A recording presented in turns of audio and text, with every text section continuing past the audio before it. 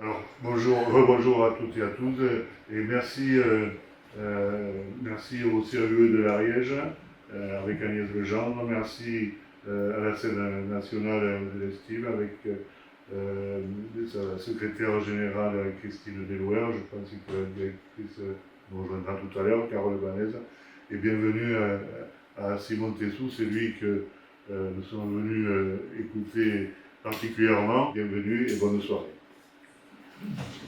Merci, bonsoir à tous et merci d'être là, merci de vous être obstinés sur vos chemins pour arriver jusqu'à la communauté commune de l'Arise.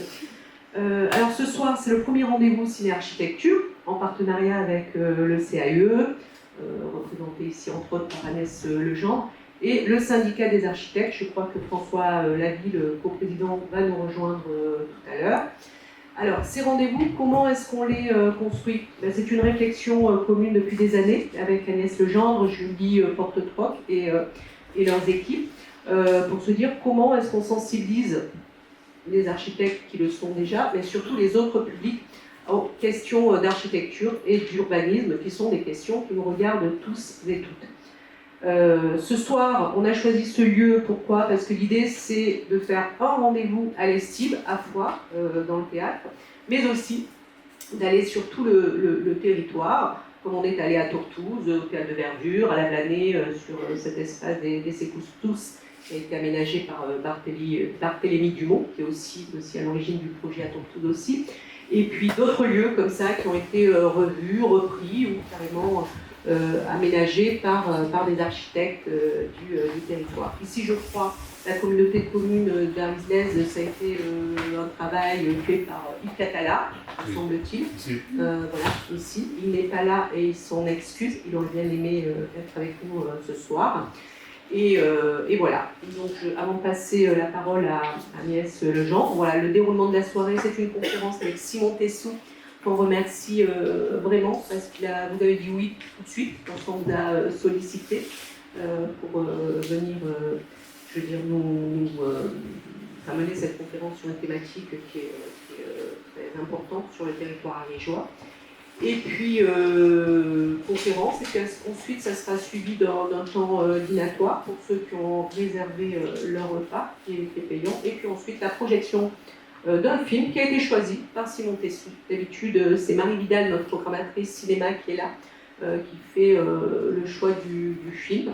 Et là, on s'est confié à vous, et voilà, on aura le plaisir de découvrir ce film, et vous pourrez nous dire peut-être pourquoi est-ce que vous l'avez choisi, ou vous nous l'avez conseillé. Et je passe la parole à Agnès Legendre, et merci à vous tous encore d'être là. Merci Christine. Bonsoir à toutes et à tous. Donc moi je vais aller assez vite, puisque vous avez déjà dit pas mal de choses. Donc simplement, nous, on est ravis au niveau du CAE de développer ces partenariats, en fait, puisque ça nous permet de concrétiser quand même de beaux moments, notamment avec plusieurs conférenciers. Donc merci beaucoup pour votre présence, même si vous avez un petit peu erré avant de trouver le site. Que vous dire d'autre? Donc de noter aussi le prochain rendez-vous qui est un peu particulier puisqu'il se tiendra à l'Estive sous la forme d'une conférence dessinée avec Nicolas Delon. Là aussi, donc c'est un petit peu un pari, je pense, d'avoir organisé ce temps fort. Donc voilà, si ça vous intéresse, il y aura aussi cette possibilité. Et donc pour l'instant, on va vous laisser la parole. Un grand merci encore pour être là et intervenir sur cette thématique. Donc c'est central pour les CAE, donc on est largement représentés dans la salle. Et c'est central aussi pour les territoires ruraux, sachant qu'en Ariège, en plus on est montagnard pour une bonne partie du département. Voilà, merci beaucoup. Bonsoir à toutes et à tous, et merci pour l'invitation. Je vais vous parler des territoires possibles. En fait, c'est un titre que j'ai donné à la conférence qui reprend en fait un titre d'une exposition qui est en cours en ce moment à Tours, qui fait suite à une autre exposition que nous avons fait à Paris, à la Galerie d'Architecture, autour de notre pratique, donc qui a été thématisée en trois thèmes autour de la question des attachements, de la question de la durée et des possibles. Donc, Les attachements, ça nous parle de nos relations en fait, finalement, avec les territoires, avec les hommes qui les habitent, avec la géographie, le paysage, etc. C'est-à-dire que c'est ces relations fortes qui se tissent entre un architecte et en fait, ce qui compose son quotidien, tout simplement. La question de la durée, parce que en fait, quand on fait le choix de pratiquer dans un territoire rural depuis 25 ans, en fait, c'est aussi ça que je veux raconter, c'est-à-dire comment finalement, peut-être que ma pratique elle a un côté un petit peu anachronique, c'est-à-dire que dans un monde où tout doit aller très vite, où tout doit tout le temps changer en permanence, finalement ma pratique va un peu à l'encontre de ces logiques-là et elle s'inscrit plutôt dans la durée. Ça fait 25 ans que j'exerce mon métier dans le territoire de Cantal-Rouget et je pense que les 20 prochaines années j'y serai encore, je le sais déjà, et ça me réjouit en fait. Voilà. Et puis la question des possibles, c'est juste mettre en évidence comment les projets peuvent aussi en fait ouvrir sur des possibilités. C'est-à-dire que les projets sont porteurs aussi peut-être de pistes, de réflexion, de solutions qui peuvent aussi répondre peut-être aux enjeux qui sont les nôtres du XXIe siècle, marqués par les crises multiples que vous connaissez évidemment. Et à la rencontre des trois thématiques, donc attachement, durée, possible, je vais vous parler d'abord de ma propre agence construite au Rouget il y a bientôt 13-14 ans, dans un bourg de 1000 habitants, dans le Cantal, dans le sud-ouest cantalien. Le petit point rouge là, c'est notre agence d'architecture qui s'inscrit en fait sur la ligne de crête entre deux bassins versants, entre le bassin versant du Lot au sud et de la Dordogne au nord, dans ce village qui est un village nouveau, on pourrait dire une ville nouvelle, un peu à l'image d'une ville américaine, qui prend naissance avec l'arrivée de la gare ferroviaire dont je parlais tout à l'heure. C'est-à-dire qu'il y a une gare ferroviaire qui s'implante au milieu de nulle part en 1861, je crois, quelque chose comme ça, ou 64. Et un village se constitue autour de ce village. Et c'est un village de commerçants, d'hôteliers, marchands de main, marchands de bois, puis des artisans s'installent là, des petites industries qui vivent en fait de la gare. Donc c'est un bourg assez particulier. Et les premières installations se font le long de cette ligne de crête qu'on voit ici, au compte de ligne ici, qui partage les deux bassins versants. Quand je me suis installé au Rouget, et qu'on voulait construire donc, ce petit immeuble pour poursuivre l'histoire du Rouget, qui est une histoire de commerçants et d'activité, et qui surtout est intéressant parce que dans ce bourg, en fait, si vous voulez, les fonctions sont reliées, hein, c'est-à-dire qu'on a au XIXe siècle et jusqu'à la première moitié du XXe siècle, on ne dissocie pas les fonctions, alors que dans l'urbanisme moderne, on dissocie les fonctions. On travaille à un endroit, on habite à un autre, on va consommer à un autre endroit, notre territoire de loisirs est encore ailleurs. Là, ce qui était intéressant, c'est que c'était l'occasion finalement de reconnecter les fonctions, habiter, travailler au même endroit, de pouvoir se rendre à pied au service et au équipement, d'aller à l'école à pied, etc. Donc c'est pour ça que j'ai voulu en fait habiter ce territoire-là et être en centre-bourg. Et donc je me suis posé la question de avec quelle matière construire, et cette carte montre en fait les forêts nouvelles, ce qu'on appelle les forêts nouvelles, les forêts qui apparaissent après la Deuxième Guerre mondiale et qui sont largement subventionnées par l'État pour occuper un territoire rural en déshérence. Exode rural massif. Les départements du Cantal, fin 19e, c'est 275 000 habitants, aujourd'hui c'est 170 000. Voilà, et encore, c'est pas le département le plus rural, il y en a d'autres. Prenons l'exemple de la Lozère, 77 000 habitants. L'Ariège, je pense. Je ne connais pas les données, mais je pense que c'est sensiblement la même chose. Voilà, donc ça nous parle de ces territoires-là où, en fait, un territoire agricole qui n'était pas assez, finalement, productif pour nourrir, en fait, une population de plus en plus nombreuse au XIXe siècle. Et donc, en fait, l'aîné restait à la ferme et tous les autres partaient. En particulier les femmes. Voilà, les femmes qui allaient à l'école, à partir des années 50-60, elles savaient déjà qu'elles allaient quitter le territoire. pour aller travailler, notamment dans la fonction publique, à la Poste, ou en tant qu'institutrice dans les métropoles, et en particulier à Paris. Bref, comment ça se traduit tout ça dans le paysage? Ça se traduit par en fait, des plantations de résineux, non pas en remplacement des forêts de feuillus, mais en fait, dans des pâturages, dans des fermes qui en fait, cessent leur activité, parce que exode rural massif, comme je le disais. C'est aussi la période de la mécanisation, voilà, de l'agro-industrie, etc. L'agriculture du Cantal est reliée à l'échelle européenne. Hein. C'est-à-dire que 90% des agriculteurs du Cantal fabriquent ce qu'on appelle des brotards, c'est-à-dire un croisement entre la vache salaire, qui est en fait la vache locale, avec un taureau charolais. Ça donne des brotards qui sont élevés dans les prés. Ils sont à peu près heureux les premiers mois de leur vie, puis ils finissent en escalope milanaise dans la plaine du Pau.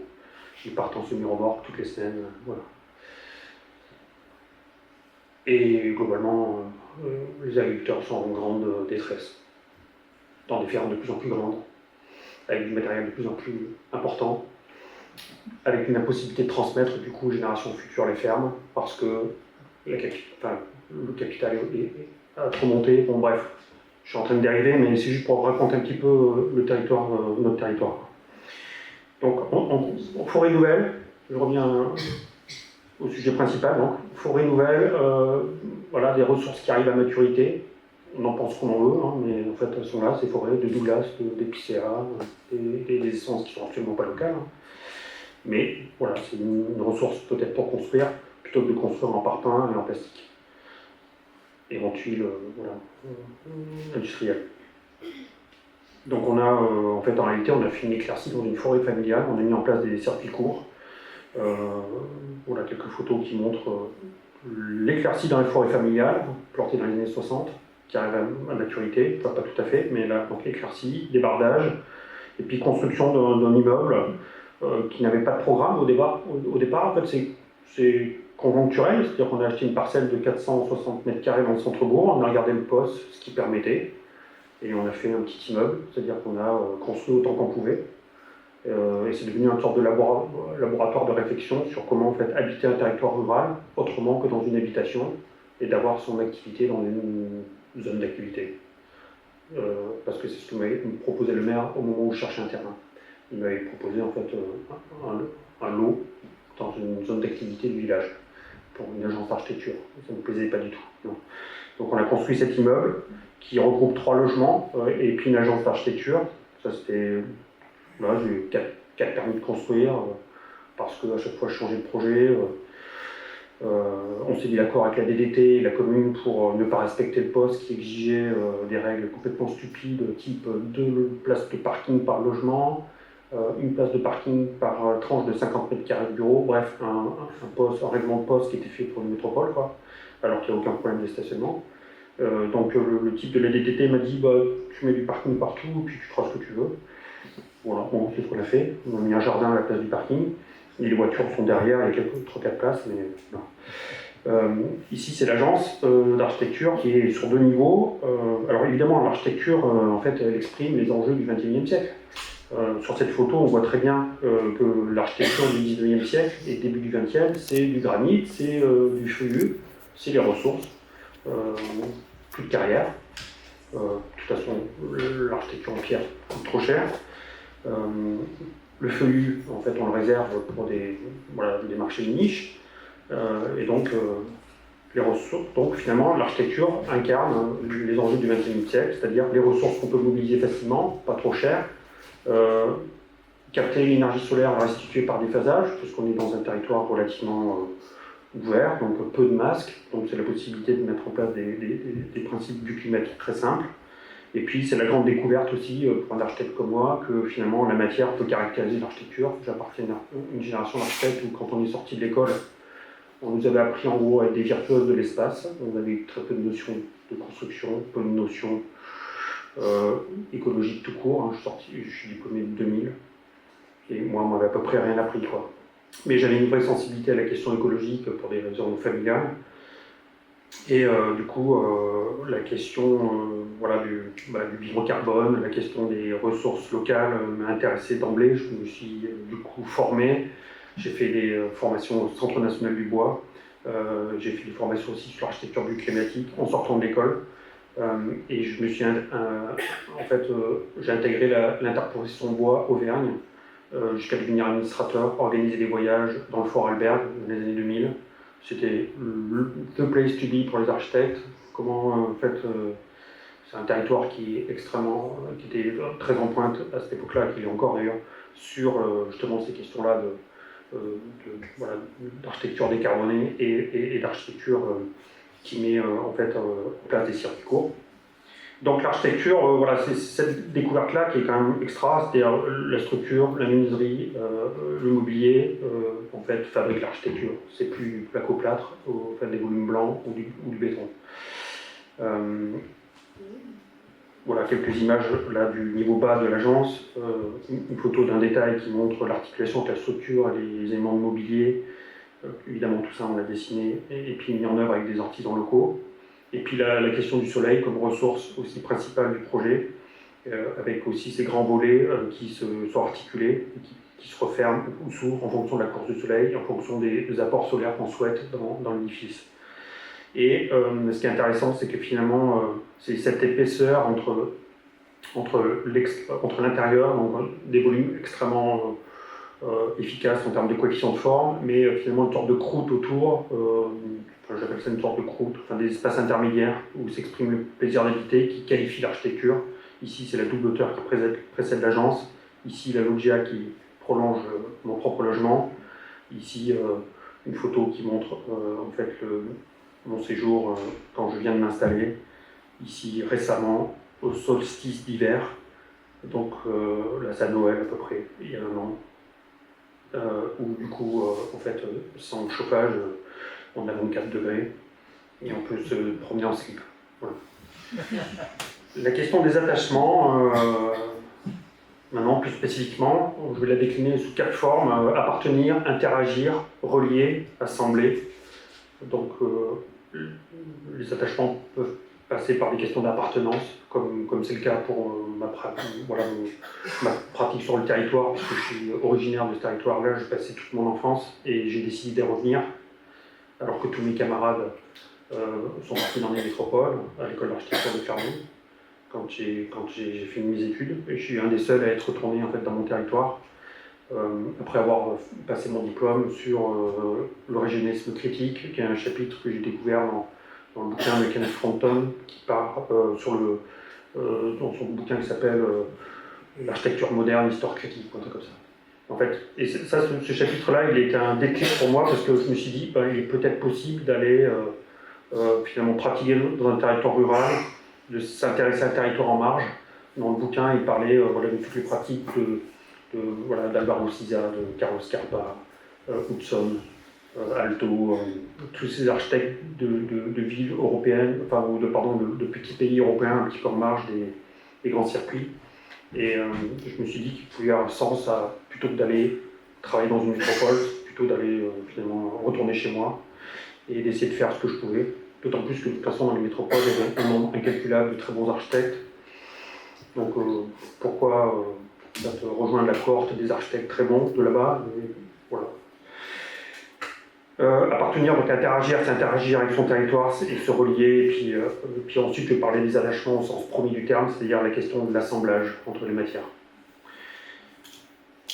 Je vais parler d'un projet en Corrèze, en commençant par cette photo qui met en évidence exactement ce que je racontais tout à l'heure. Ici, c'est une des dernières fermes des Monnélières dans la Corrèze qui est encore en activité. On voit très bien que tous les pâturages ont été remplacés par ces forêts de conifères qui arrivent aujourd'hui à maturité. Si bien que quand on habite ce territoire-là, qu'est-ce qui se passe? Eh bien, à longueur de journée, on entend les tronçonneuses et les abatteuses qui coupent le bois.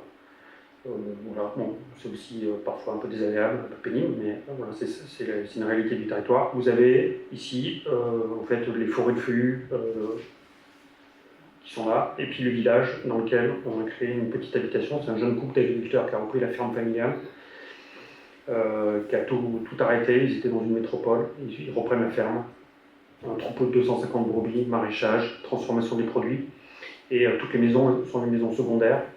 Ils n'ont pas de quoi vivre sur place, donc ils me commandent une petite habitation à partir de 3 références.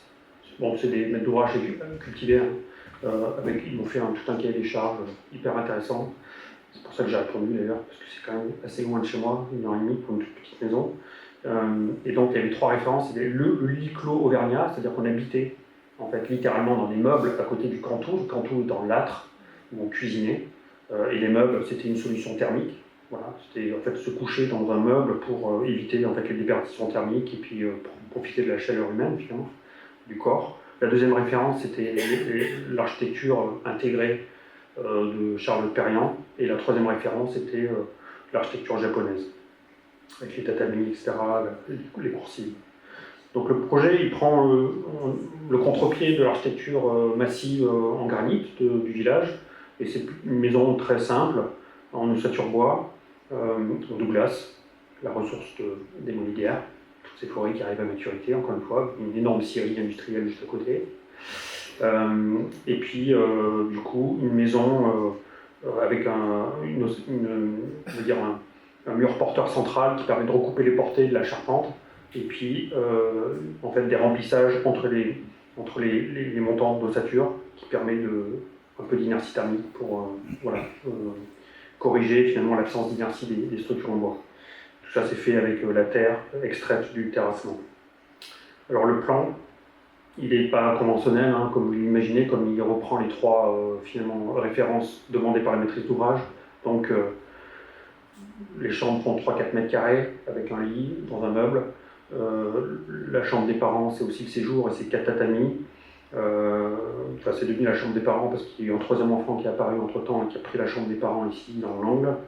Il y a un coin bureau parce que les agriculteurs ça passe aussi beaucoup de temps devant un ordinateur. Et puis une cuisine ouverte. Voilà, donc c'est une sorte de grand milieu. Tout ça, ça fabrique une maison de 80 mètres carrés petite avec une vraie réflexion de la maîtrise d'ouvrage en se disant mais pourquoi faire une grande maison alors que de toute façon les enfants à 16-17 ans ils quittent forcément le territoire pour aller faire des études dans une métropole. Donc autant faire une petite maison et plutôt en fait, se projeter comment va être la maison quand les enfants ne seront plus là. Ici, donc les chambres des enfants, c'est une sorte de petit meuble avec un simple lit et plutôt l'idée que quand on sort de sa chambre, on partage un grand espace, d'abord l'espace de jeu tant que les enfants sont petits, mais après c'est un bureau parce qu'on y fait ses devoirs, et puis quand il n'y aura plus les enfants, ça devient un espace de travail pour les parents. La façade sud, donc c'est une architecture japonisante, on pourrait dire, avec une charpente qui superpose trois trames structurelles, donc une poutraison principale, une deuxième, et puis ensuite une troisième, tout ça c'est couronné par une toiture végétalisée. C'est un projet fait en grande partie par la maîtrise d'ouvrage, donc on leur a fourni des plans au 10e, 20e, et ils ont quasiment tout réalisé eux-mêmes, en fait mieux que des entreprises.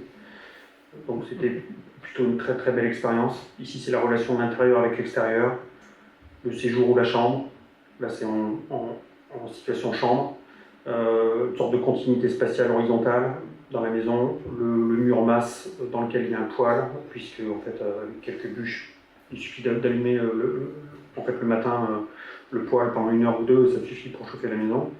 Et la ressource est sur la ferme, il y a toutes les bûches qu'il faut. Par contre, on n'a pas lésiné sur l'isolant, dans le mur, dans les parois verticales et les parois horizontales. Ici, quelques photos des détails, tout ça mis en œuvre encore une fois par le maître d'ouvrage. Et de fil en aiguille, ils nous ont demandé de réfléchir à un autre bâtiment dans une économie extrêmement sommaire, pour une bergerie. La bergerie, elle prend, en fait, pour réduire les coûts, elle se divise en 2 parties. Donc il y a la partie pour les bêtes qui sont plutôt fragiles à la période de l'agnellage, par exemple, dans la partie centrale. Et puis il y a 2 serres qui viennent prolonger en fait, la bergerie, qui permet d'accueillir l'ensemble du troupeau en période hivernale. Alors pourquoi des serres? Eh bien parce que ça coûte entre, je sais pas, peut-être 5 et 15 euros le mètre carré. Et donc ça permet d'avoir une bergerie pas chère du tout et surtout une grande polyvalence de l'espace parce que en fait, le reste de l'année ça sert pour le maraîchage, notamment pour la culture des tomates, parce que là on est quand même à 900 mm d'altitude, donc les serres sont absolument obligatoires. Bon, il y aura aussi de toute façon pour les tomates. C'est un travail de terrassement.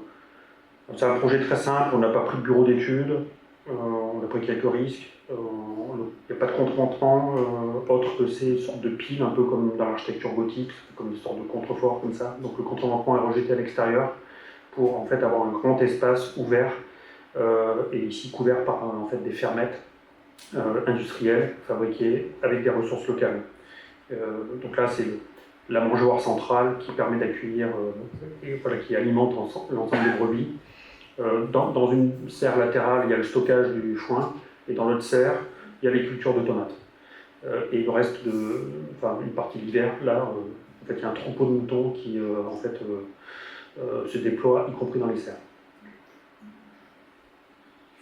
Alors les attachements, ils passent aussi par des questions d'interaction humaine, plus spécifiquement. Donc je parlais là, c'est possible d'un projet d'habitat participatif à Clermont-Ferrand, qui s'appelle la Semblada. Donc là, c'est 7 familles qui décident de se regrouper pour construire un immeuble dans une ZAC, dans un écoquartier au nord de Clermont-Ferrand, enfin nord-ouest plutôt.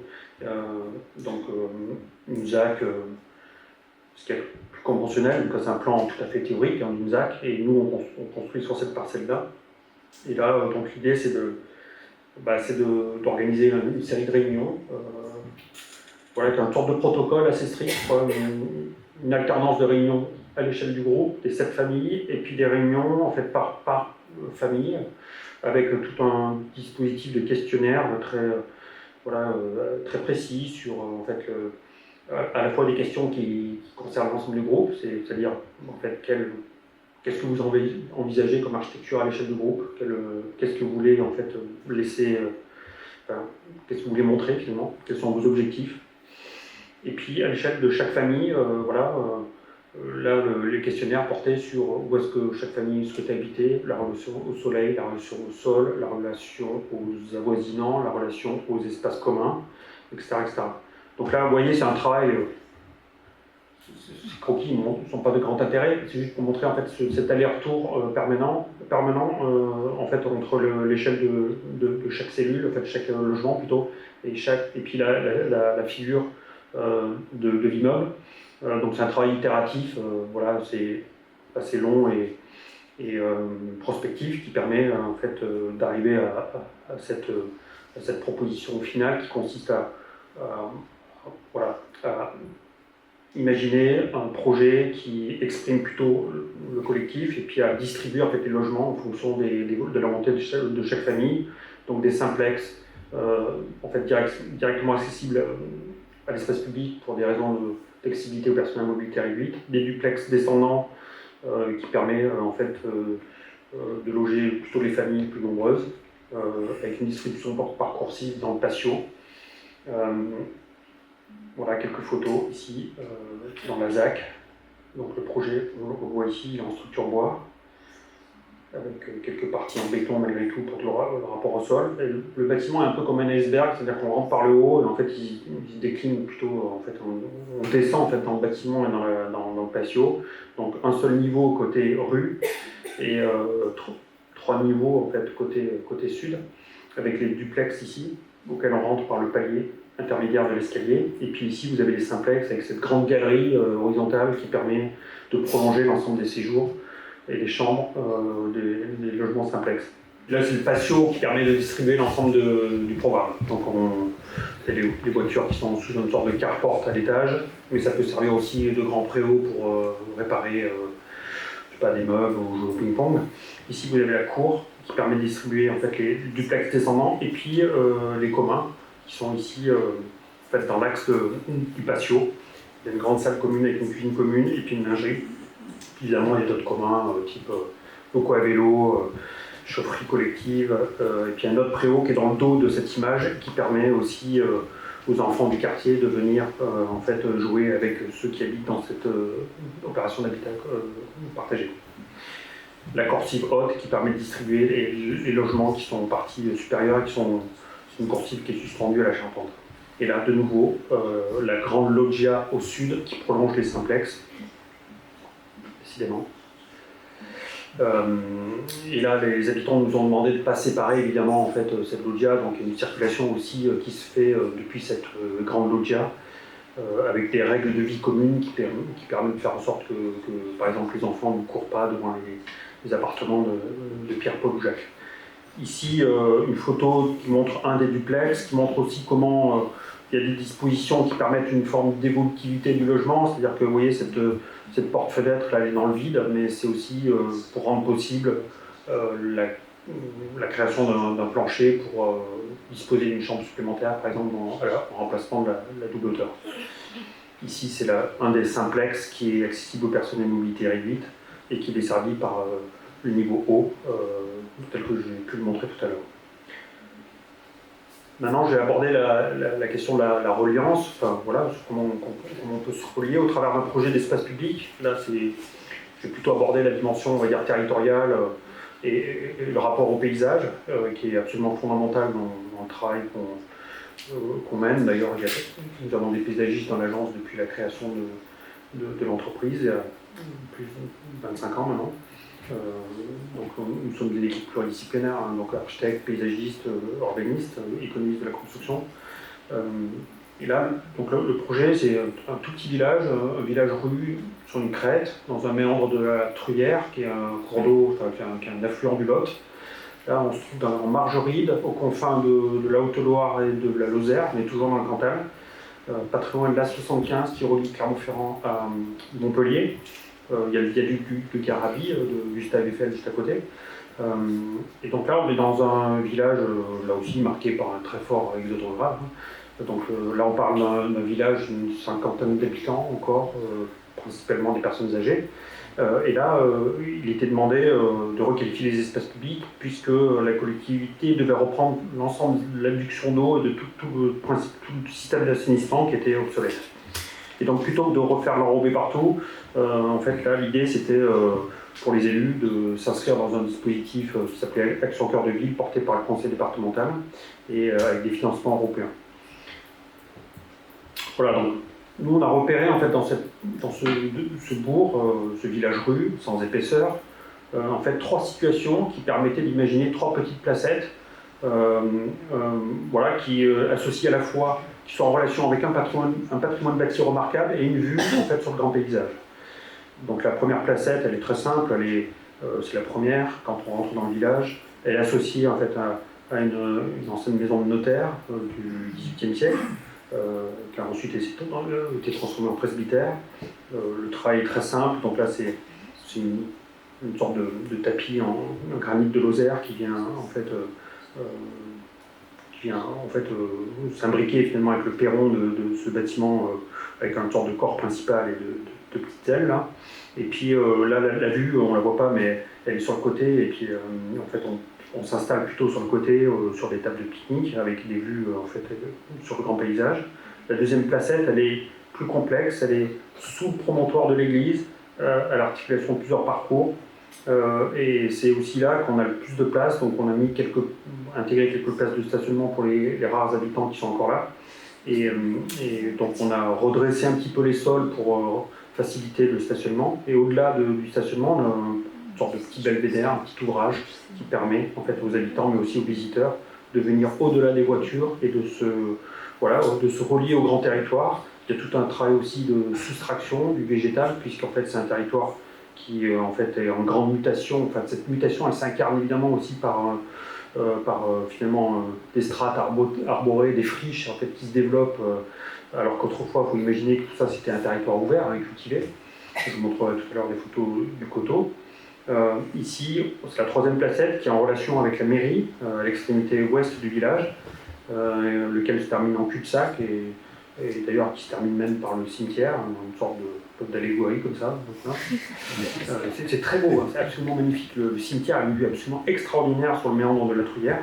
C'est très poétique en réalité. Et donc là, cette place, en fait, elle est très simple. Il y a une petite rampe qui permet d'accéder à la parcelle de l'agriculteur, donc le tracteur il peut venir là. Ici un petit banc qui permet d'arrêter les voitures qui stationneraient ici, mais on peut aussi s'installer et avoir la vue qui est en face. Et ensuite le sujet c'était traiter en fait la rue en elle-même, dont on a réduit le tapis au strict minimum pour élargir les accotements voilà, qui sont plantés de vivaces, qui sont entretenus par les habitants.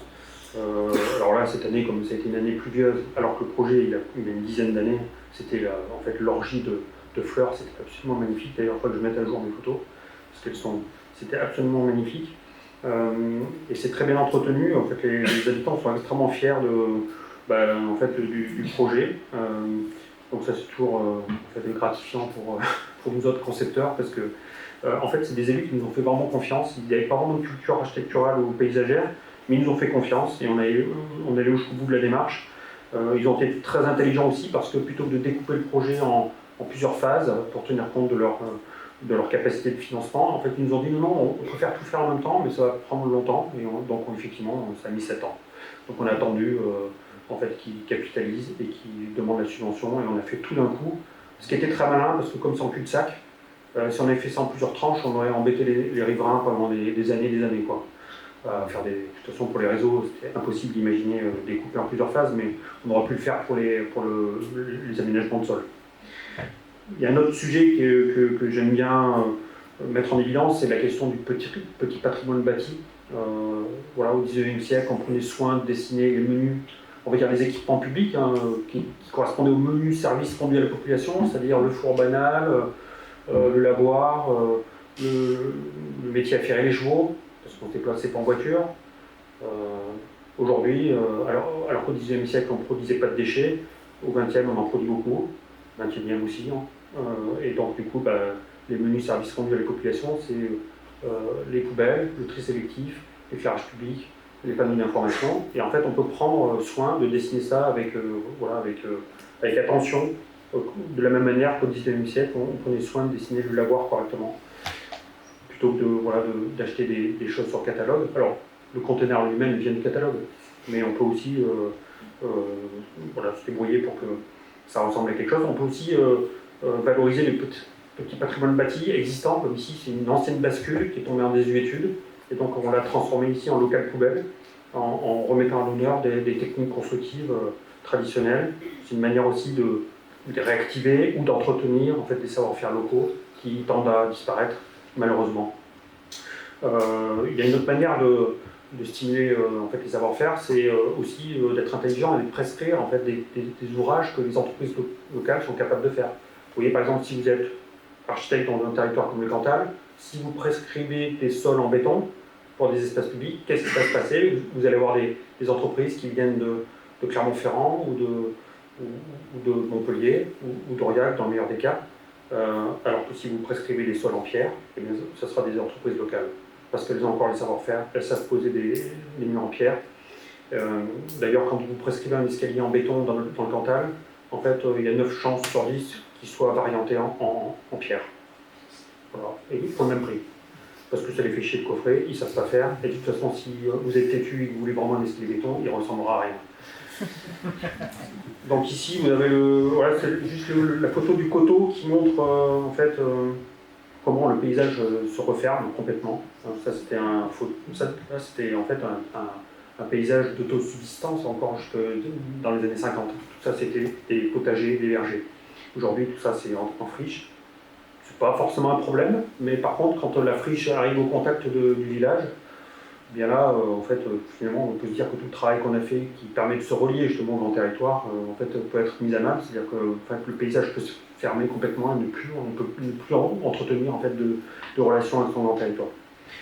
Et donc là, on a créé une petite association avec des amis. On s'est rapproché d'une association locale. On a créé en fait un atelier participatif avec les habitants. Quelques entreprises locales en fait, qui ont bien voulu jouer le jeu, pour remonter en fait, des murs en pierre sèche qui s'étaient effondrés, pour défricher. Alors c'était formidable parce qu'en fait là vous aviez entre 30 et 40 habitants dont la moyenne d'âge était à peu près à 70 ans. Ils venaient tous porter des pierres. C'était absolument incroyable. Et puis très récemment il y a un IUT à Aurillac en biologie, écologie,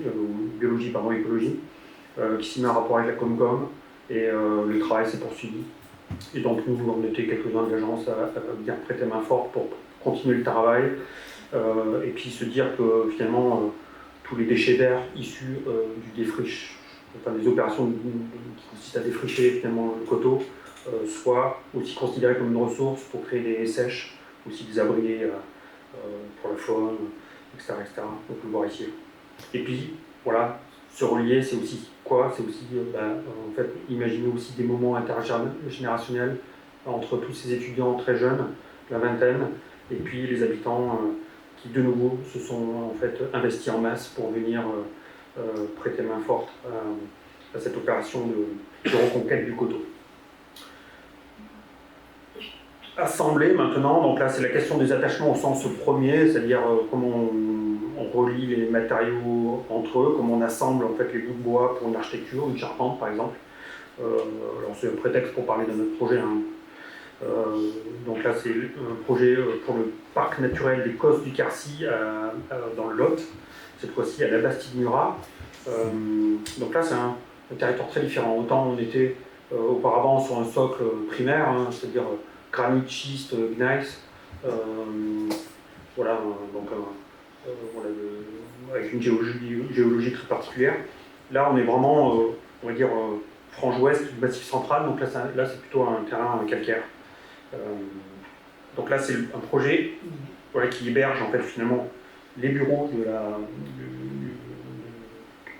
du parc naturel, des Cosses du Quercy, à l'entrée du village, sur un ancien couder, c'est un espace public traditionnel où en fait, les agriculteurs se rassemblaient, entreposaient leur matériel, et puis c'est un espace, un couder qui a été transformé dans les années 50-60, voilà, c'est la grande mode des premiers équipements de loisirs, donc ils avaient inscrit ici un camping à la place du couder, qui imagine une petite piscine, voilà, juste à l'entrée du village également. Donc là, le camping ne fonctionne plus, et donc mutation de nouveau de ce site, mais du coup avec une strate arborée assez intéressante. Et donc là, le projet prend place ici, sous une figure un peu complexe, comme ça, avec deux sortes de longères qui sont reliées les unes aux autres, avec deux patios, deux références qui nous ont conduit à cette morphologie. La maison quercinoise, avec ses toitures couvertes en terre cuite, en petits modules, une petite tuile terre cuite, avec les coyots, c'est-à-dire les ruptures de pente en bas de pente pour rejeter l'eau, parce qu'on ne collectait pas les eaux de pluie en fait, dans des gouttières en fait, originellement, enfin, dans l'architecture traditionnelle, on l'a collectée au sol. On a croisé cette référence-là avec une autre qui est plutôt asiatique, cette fois-ci.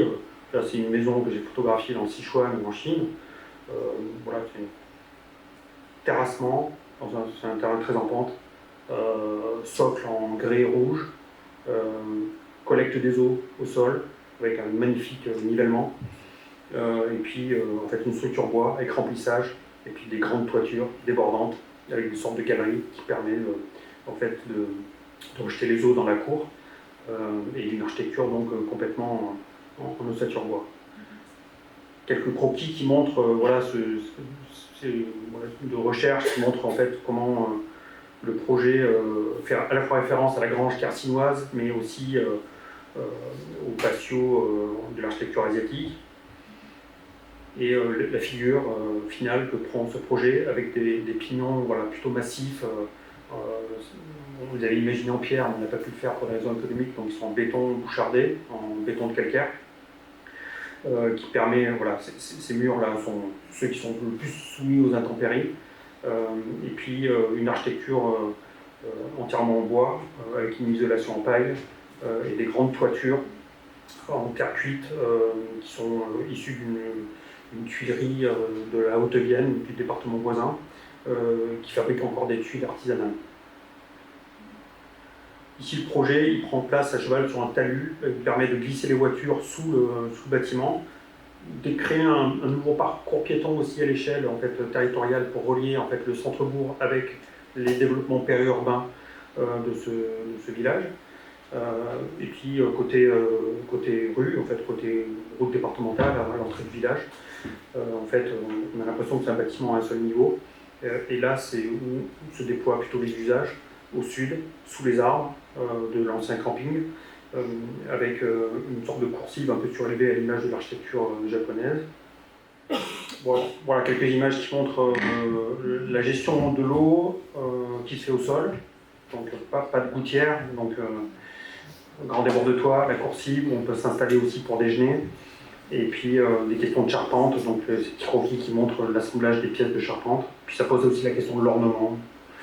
C'est-à-dire qu'on peut se servir aussi de la structure pour imaginer en fait ces sortes de terminaison des arbalétriers qui permet aussi de gérer la question de comment on porte les chevrons qui sont débordants et qui permet de faire rejaillir l'eau plus loin. Avec le koyo aussi, qui est la disposition qu'on retrouve dans l'architecture vernaculaire. Ici, c'est un des deux patios qui a un rôle thermique très important, puisque c'est une manière de rafraîchir les espaces. Il fait très très chaud dans le Lot en été. Et donc là, c'est un bâtiment qui est, évidemment, on n'a pas de rafraîchissement, ni pas de refroidissement. Donc on a en fait ces deux patios qui permettent en fait des ventilations croisées. Les volumes intérieurs sont très étroits. Ils reprennent en fait des dimensions plutôt qui sont en rapport avec l'architecture vernaculaire, c'est-à-dire des portées assez limitées. Et puis ici on trouve une photo de la ressource en paille qui est produite localement. Et puis on a aussi toute la charpente qui est labellisée BTMC, c'est-à-dire bois du territoire du Massif central. C'est ce qui permet en fait de tracer à peu près chaque morceau de bois qui est mis en œuvre dans le projet, un peu comme un cuisinier sait tracer l'ensemble des aliments qu'il y a dans son assiette. Durée maintenant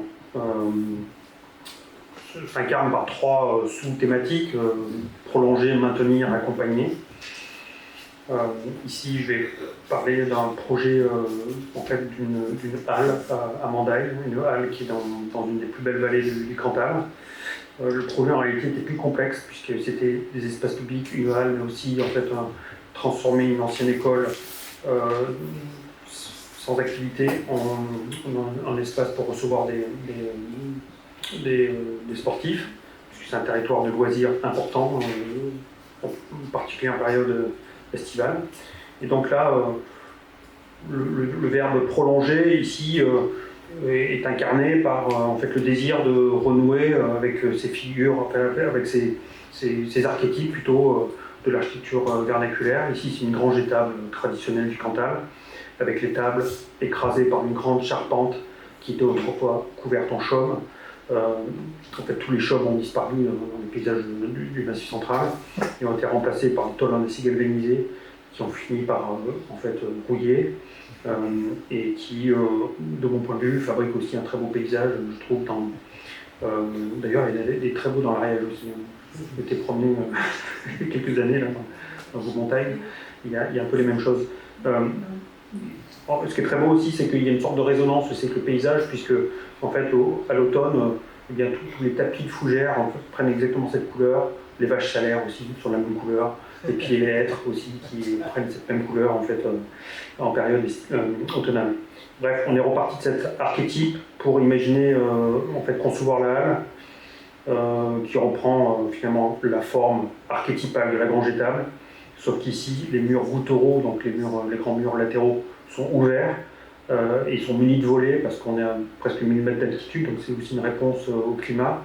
Et puis la charpente reprend en fait est une interprétation de la charpente traditionnelle, non hiérarchisée, c'est-à-dire qu'il n'y a pas de panne et de chevron, c'est la répétition de la même ferme, très rapprochée.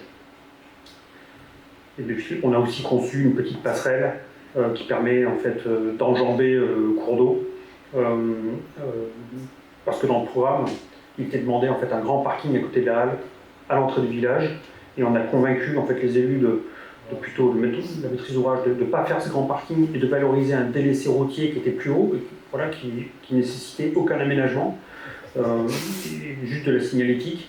Donc tous les touristes les garent là, et ensuite ils traversent le cours d'eau et ils reviennent au village en empruntant un chemin qu'on voit ici sur cette image, avec à côté à gauche là, justement la référence qui nous a incité à dessiner la halle sous la forme d'une grange. Maintenir, maintenant, c'est la question de la maintenance, qui est quand même un gros enjeu du XXIe siècle. Plutôt que de construire des bâtiments neufs, on pourrait se dire que l'enjeu principal, ça va être finalement de transformer, réhabiliter le patrimoine bâti existant, et donc de vraiment se poser la question de la maintenance finalement du patrimoine bâti qui est le nôtre. Et quand on commence à réfléchir au patrimoine bâti qui est le nôtre, finalement, celui qui est en plus grand nombre, c'est le patrimoine 20e. Voilà, parce qu'il y a eu une grosse vague de construction dans l'après-guerre. qui représente aujourd'hui une grande partie de notre patrimoine. Et donc là, je vais prendre l'exemple d'une ancienne école à Aurillac, dans un quartier en rue. Alors là, on est de nouveau dans une histoire démographique à tonnes, c'est-à-dire vieillissement de ce quartier qui s'appelle le quartier de Barnier, plus d'enfants, l'école ferme, transformation en fait de l'école qu'on voit ici. C'est une grosse école avec beaucoup de classes, une école primaire avec sur 3 étages, avec de nombreuses classes. Patrimoine 20e ordinaire, complètement ordinaire, une architecture du commun, mais en même temps une écriture qui a sa cohérence, une architecture tramée, très facile finalement à réhabiliter, plus que le patrimoine années 80 ou 90, où là on va se gratter la tête pour le transformer, je pense, parce qu'il y a beaucoup de gesticulations formelles. Là au moins il y a une sorte de rationalité constructive qui fait que c'est plus facile à transformer. Donc c'est poteau-coup de béton et remplissage briques, donc en fait on fait un peu ce qu'on veut. Alors dans cette architecture moderne, il n'y avait pas de hiérarchie des façades, c'est-à-dire que c'était vitré partout, au nord, au sud, à l'est, à l'ouest de la même manière.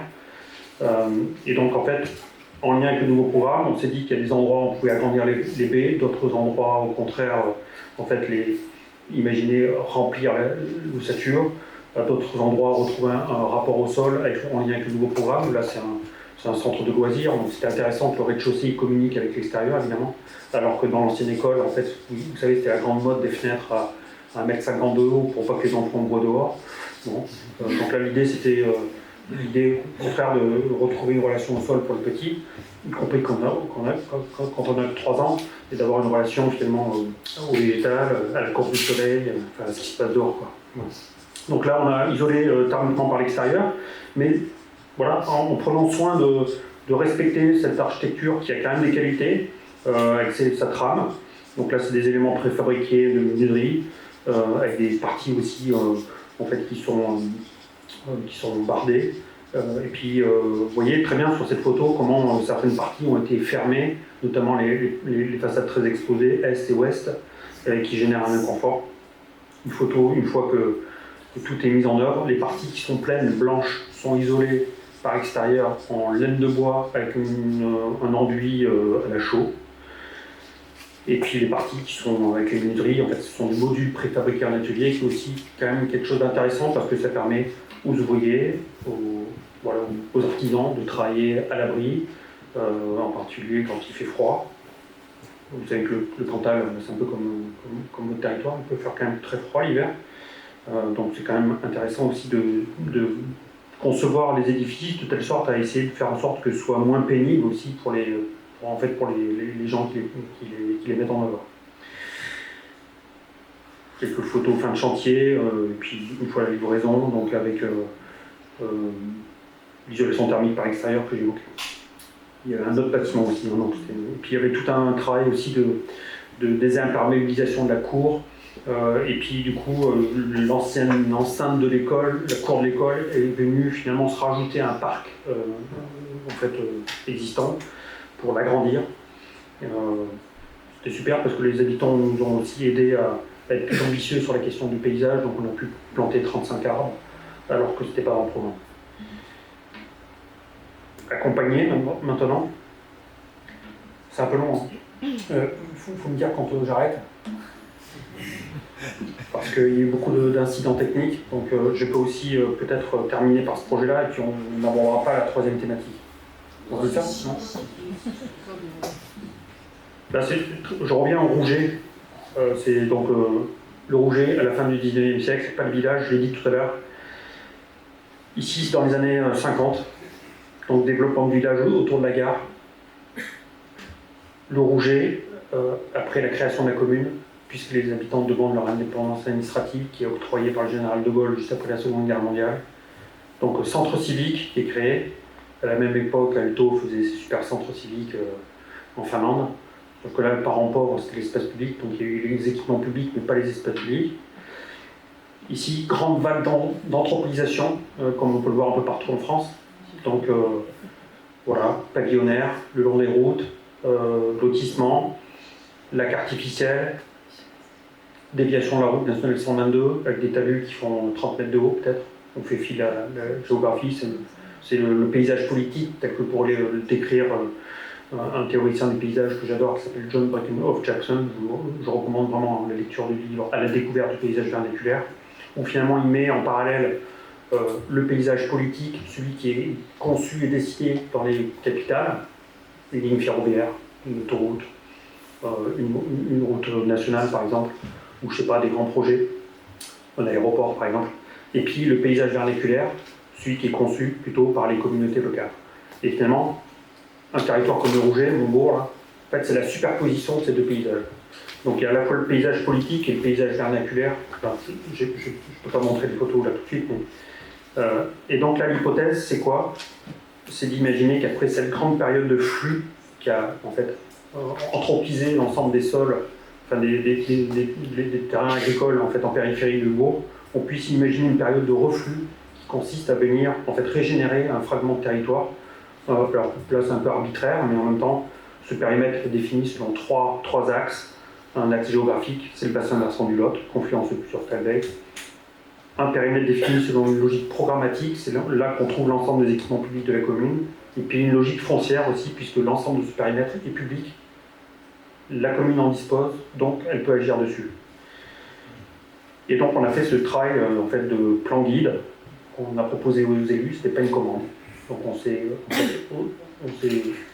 en tant qu'habitant du Rouget, on a proposé aux élus de travailler à réfléchir à ce plan guide qui aujourd'hui, sur lequel on travaille depuis plus de 10 ans et qui a permis en fait, de complètement reconsidérer la gestion des sols. Donc maintenant il y a une gestion différenciée de tous les espaces verts. Il y a aussi en fait, tout un tas de fragments de ce périmètre qui ont été régénérés. Il y a de nouveaux espaces publics qui sont venus se créer ou qui ont été transformés. Que je peux détailler un petit peu. On a fait cette petite cartographie qui montre aussi la question des mobilités douces, on en parlait tout à l'heure.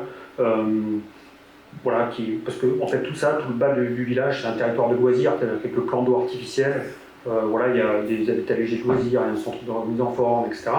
Donc là, les habitants viennent se promener, sauf que comme en fait il n'y a pas de mobilité active entre le centre-bourg et ce territoire de loisirs, tout le monde prend sa voiture pour aller au plan d'eau. Et donc là, on a mis en évidence comment on pouvait créer de nouveaux parcours et comment changer les habitudes des habitants. Quelques actions. Ici, l'ancien foirail qui est transformé en des plateformes polyvalentes. Un travail vraiment très extensif, pas cher. 150 000 €, on réménage un demi-hectare. Ici, ça permet en fait l'organisation d'événements type vide-grenier. C'est aussi le stationnement pour le marché le dimanche, mais aussi pour l'école qui est en contrebas. C'est aussi un prétexte pour créer des mobilités douces qui n'existaient pas jusqu'à présent, c'est-à-dire que les enfants ne pouvaient même pas aller de la traverse du bourg jusqu'à l'école à pied. Autre action, ici c'est autour du plan d'eau, où là en fait les employés communaux rabattaient systématiquement la répulsive, c'est-à-dire la végétation spontanée qui apparaît au bord des cours d'eau. Ils la rabattaient tous les ans, on ne savait pas pourquoi. Et donc on a proposé un plan de gestion qui permet de conserver en fait des grands linéaires en fait, de végétation spontanée sous la forme d'aules, enfin, toutes les essences pionnières qui apparaissent au bord des cours d'eau. Et du coup, depuis 5, 6, 7 ans, je sais plus combien, ça permet en fait de complètement enrichir l'expérience qui consiste à faire le tour du plan d'eau.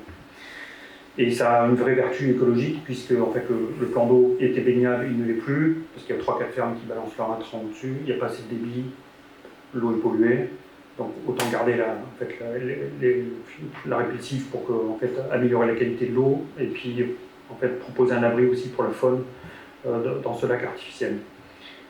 Quelques photos qui montrent la gestion différenciée qui est opérante depuis un certain nombre d'années maintenant. Tout ça, ça passe par en fait, des dessins très très simples. En fait, là, l'idée, c'est plutôt de chausser ses bottes et d'aller au contact des employés communaux et des élus pour traiter la question plutôt que de faire des plans AutoCAD sophistiqués, évidemment. Donc là, ici, d'autres actions depuis toutes ces années. Des terrains de pétanque. Alors l'idée, c'est qu'à chaque fois qu'il y a un nouveau projet, en fait, une nouvelle... vous voyez, parce que là, il y a lobby des pétanqueurs. C'est un lobby puissant, c'est comme les chasseurs. Ils veulent des terrains de pétanque.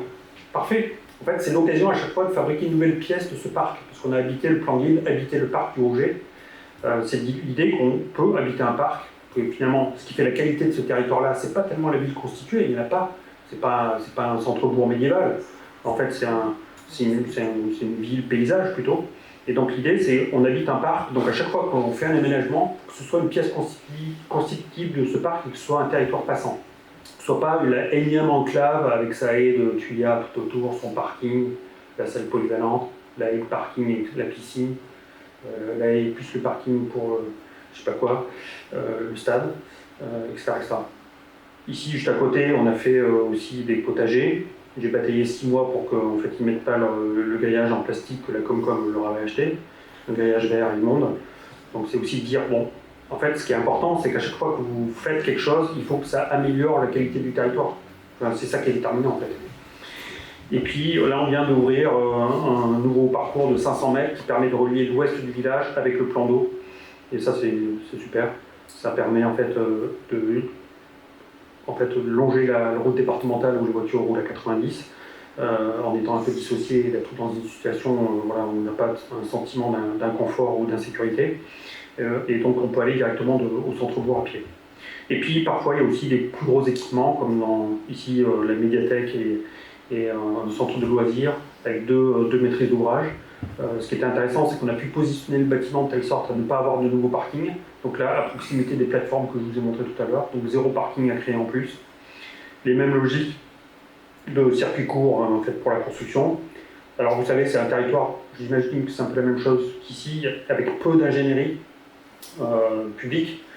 Et donc finalement l'architecte il fait un peu tout, quoi. Il fait le programme, il fait assistant maîtrise d'ouvrage, parfois il rédige même les délibérations entre conseils municipaux, c'est assez pénible, hein, mais bon, en même temps c'est intéressant parce qu'on peut aussi vraiment travailler sur la question du programme, le remettre en considération, le rendre plus intelligent, réduire les surfaces, et du coup, quand on réduit les surfaces, eh bien ça permet de réserver une partie du budget à la qualité matérielle des constructions. En tout cas c'est ce que je défends. Donc parfois il faut savoir construire beaucoup moins, et quand on construit, le faire bien. Sinon, on ne le fait pas. Enfin, moi, je défends cette idée. Il vaut mieux rien construire plutôt que de le faire mal. Ici, c'est des grands espaces polyvalents. Je passe vite, mais c'est juste pour montrer que en fait, c'est des surfaces capables. Donc ça marche très bien pour un centre de loisirs. Ça marche aussi pour faire de la danse, du yoga. Ça marche aussi pour en fait, projeter un film. Et donc tout ça, ça fonctionne aussi bien pour les enfants que pour les personnes âgées qui viennent aussi jouer à la manie ou à la boulette. Je passe très vite pour les possibles, pour vous montrer ce que je vous avais prévu de montrer. Ici, les possibles, c'est faire avec aussi en fait, des histoires incroyables, comme ici, c'est un projet privé, où c'est en fait, un centre de formation de danse à Aurillac, la transformation d'une ancienne manufacture de parapluies.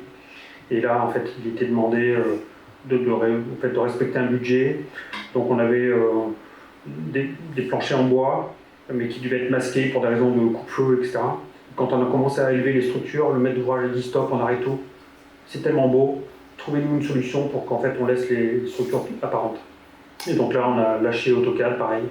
Et là je suis allé 2 heures par jour sur le chantier. On a trouvé une solution pour traiter le coupe-feu au-dessus du plancher, négocier avec le bureau de contrôle. Et là le projet s'est fait sur le chantier pendant 6 mois. 6 mois de chantier, 3 studios de danse superposés. Du coup, tous les réseaux à carpiner en fait, sur place parce que tout est devenu apparent alors qu'auparavant tout était masqué. Et puis plus de cloisonnement. Donc là, dessin de mobilier qui fait à la fois casier pour les jeunes danseurs et danseuses, écran visuel entre l'entrée du centre de formation et la salle de danse, mais aussi support pour les miroirs de cette salle de danse. Alors, les possibles, c'est aussi spéculer. Spéculer, spéculer, ça peut être incarné à l'échelle urbaine, comme ici dans l'agglomération de Nantes, à Rezé, où vous avez eu la chance de gagner un concours de 120 logements, ou dans une ZAC extrêmement ambitieuse, où en fait, sur ce lot de 120 logements, en fait, on n'a absolument pas de voiture à gérer. Par contre, on nous demande de monter un vélo cargo par logement sur le palier. Voilà. Et toute la gestion des voitures se fait en fait dans un parking stylo à l'échelle de la ZAC. Tout ça c'est relié par les tramways et les bus. Donc on est en train de travailler sur ce projet fantastique où finalement il n'y a aucune voiture à gérer. des activités en rez-de-chaussée, et puis la gestion des vélos sur les coursives. Donc du coup, la typologie à coursive redevient intéressante, alors qu'elle est souvent décriée. Mais c'est un formidable en fait, outil de conception pour desservir les logements et desservir les vélos. Du coup, dans des grands ascenseurs, ceux qu'on retrouve dans les maisons d'entrée, voilà, ou les hôpitaux, pour monter le vélo cargo. Et puis on a fait le même travail qu'on a fait sur notre territoire, mais sauf que là, on a été plusieurs jours sur place parce qu'on ne connaissait pas vraiment le territoire, donc on a fait une sorte de benchmarking de toutes les ressources qu'on pouvait mobiliser. Ici, on a été visiter une carrière, on a vu aussi des très très belles, des petits ouvrages, des petits on va dire dispositifs vernaculaires, comme ici c'est clôtures à paillis, c'est des grandes plaques de schiste qui sont en fait plantées dans le sol et qui sont juste reliées par une lisse en bois, donc pas de béton, pas de CO2. Et puis vous voyez ces petits édicules avec ces grandes plaques de schiste qui composaient le bardage en fait de ce petit bâtiment. Et puis des déchets de carrière aussi qu'on pouvait mobiliser pour traiter tous les sols.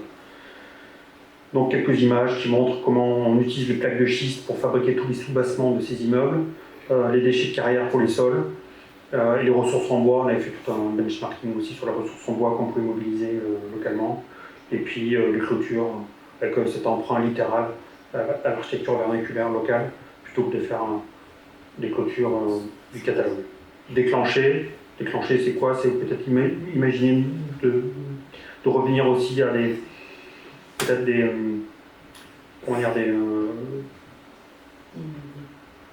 un urbanisme qui s'est un peu perdu, qui est la cité-jardin.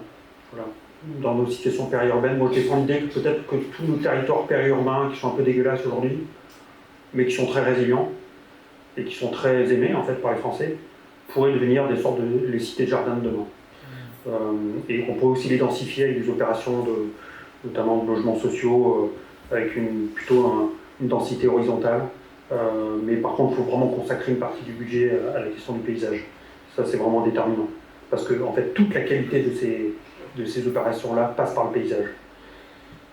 Moi, je dis souvent, l'avenir de l'architecture, c'est le paysage.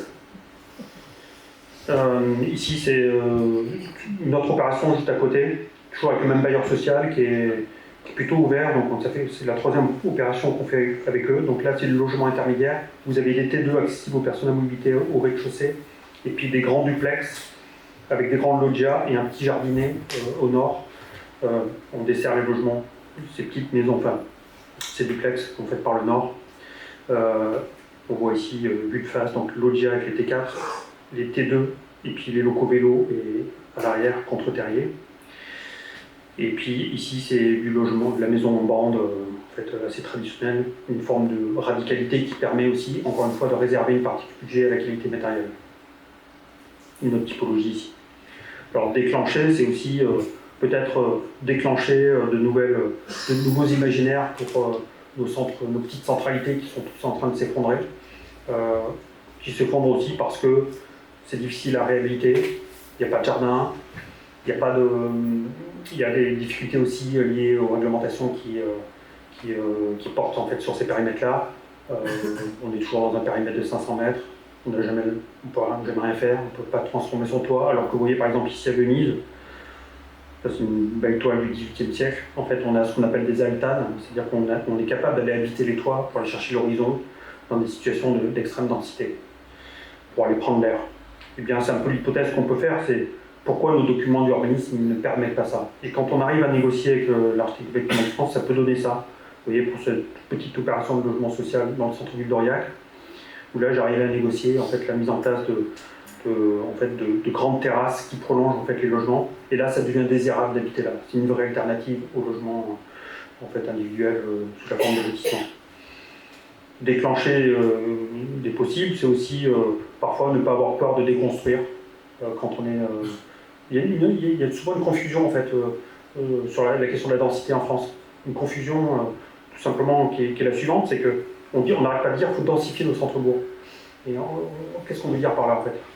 Densifier matériellement, démographiquement. Voilà. Si on veut densifier démographiquement nos centres-bourgs, qui sont en déshérence, eh bien ça passe plutôt par des opérations de soustraction, plutôt par des opérations de déconstruction.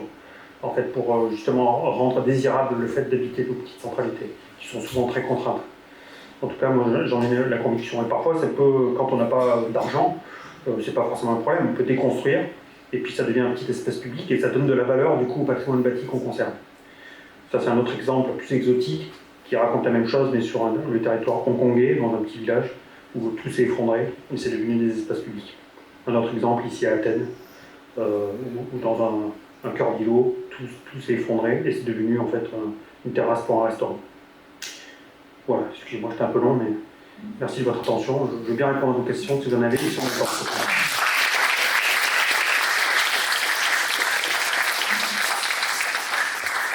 Alors, si vous voulez poser des questions, alors on m'a donné le mode d'emploi, il faut activer le micro, et par contre, il faut bien penser à l'éteindre, parce qu'au bout de 5, ça met tout le système en carafe.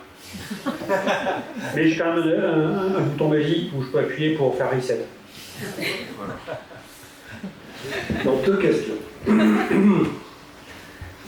La première, c'est une question technique, parce que vous avez abordé un sujet quand même qui est étonnant, qui est celui d'un bâtiment public, un ERP, avec des plafonds coupe-feu, avec du bois apparent. Ça, j'aimerais bien savoir. Parce que vous avez été assez critique, j'aimerais bien savoir comment vous faites. Et la deuxième question, elle est beaucoup plus compliquée. Moi-même, j'arrive même pas à la formuler. Donc, d'abord, bravo pour ce que vous faites. Et puis, évidemment, c'est super, c'est vraiment génial. La deuxième question, c'est vous habitez un village de 1000 habitants, dans lequel il y a le train. Est-ce que ça, c'est... on parlait de mobilité. Est-ce que ça, c'est quelque chose qui fait que le Rouget existe encore aujourd'hui ? Est-ce que c'est un avenir pour le Rouget ? Je pose cette question parce qu'ici en Ariège, on avait le train partout, jusqu'à dans les années 70, et on n'a plus de train à beaucoup d'endroits. Et c'est très très compliqué de ne pas avoir de train parce que si on veut sortir de la voiture, évidemment, les transports en commun, à la campagne, c'est un vrai problème. Donc c'est une question sur les mobilités. Est-ce que vous avez abordé ce sujet? Vous en parlez un petit peu, mais en fait tous vos projets parlent de ça. Vous travaillez dans l'espace rural, et vous travaillez à la reconstruction de l'espace rural, on est d'accord, mais au fond, la question c'est est-ce que ça marche, quoi, globalement? Il y a 3 questions alors. Oui. Première question technique, hein, je réponds très vite. En fait, on a l'habitude de penser que en fait, la matière coupe-feu qu'on met au niveau d'un plancher bois est forcément dessous. On peut aussi la mettre dessus. Voilà. Il faut avoir un bureau de contrôle un peu éclairé. Mais il y a beaucoup de pays où on peut très bien traiter le coupe-feu sur le plancher. Donc en fait, là en l'occurrence, il y a 2 plaques de Fermacell qui sont sur le plancher. Voilà. On n'a pas de problème de stabilité au feu de la structure. Si, alors après il faut justifier la stabilité au feu de la structure, mais plutôt par en fait, du coup c'est des sections. C'est des sections de bois qui sont en fait, calculées de telle sorte à ce qu'elles résistent au feu pendant au niveau du degré coupe-feu demandé, quoi. Donc ça, j'ai fait 3 fois, hein. Et à chaque fois j'ai réussi à négocier le taux avec le bureau de contrôle. Je l'ai fait dans mes propres agences.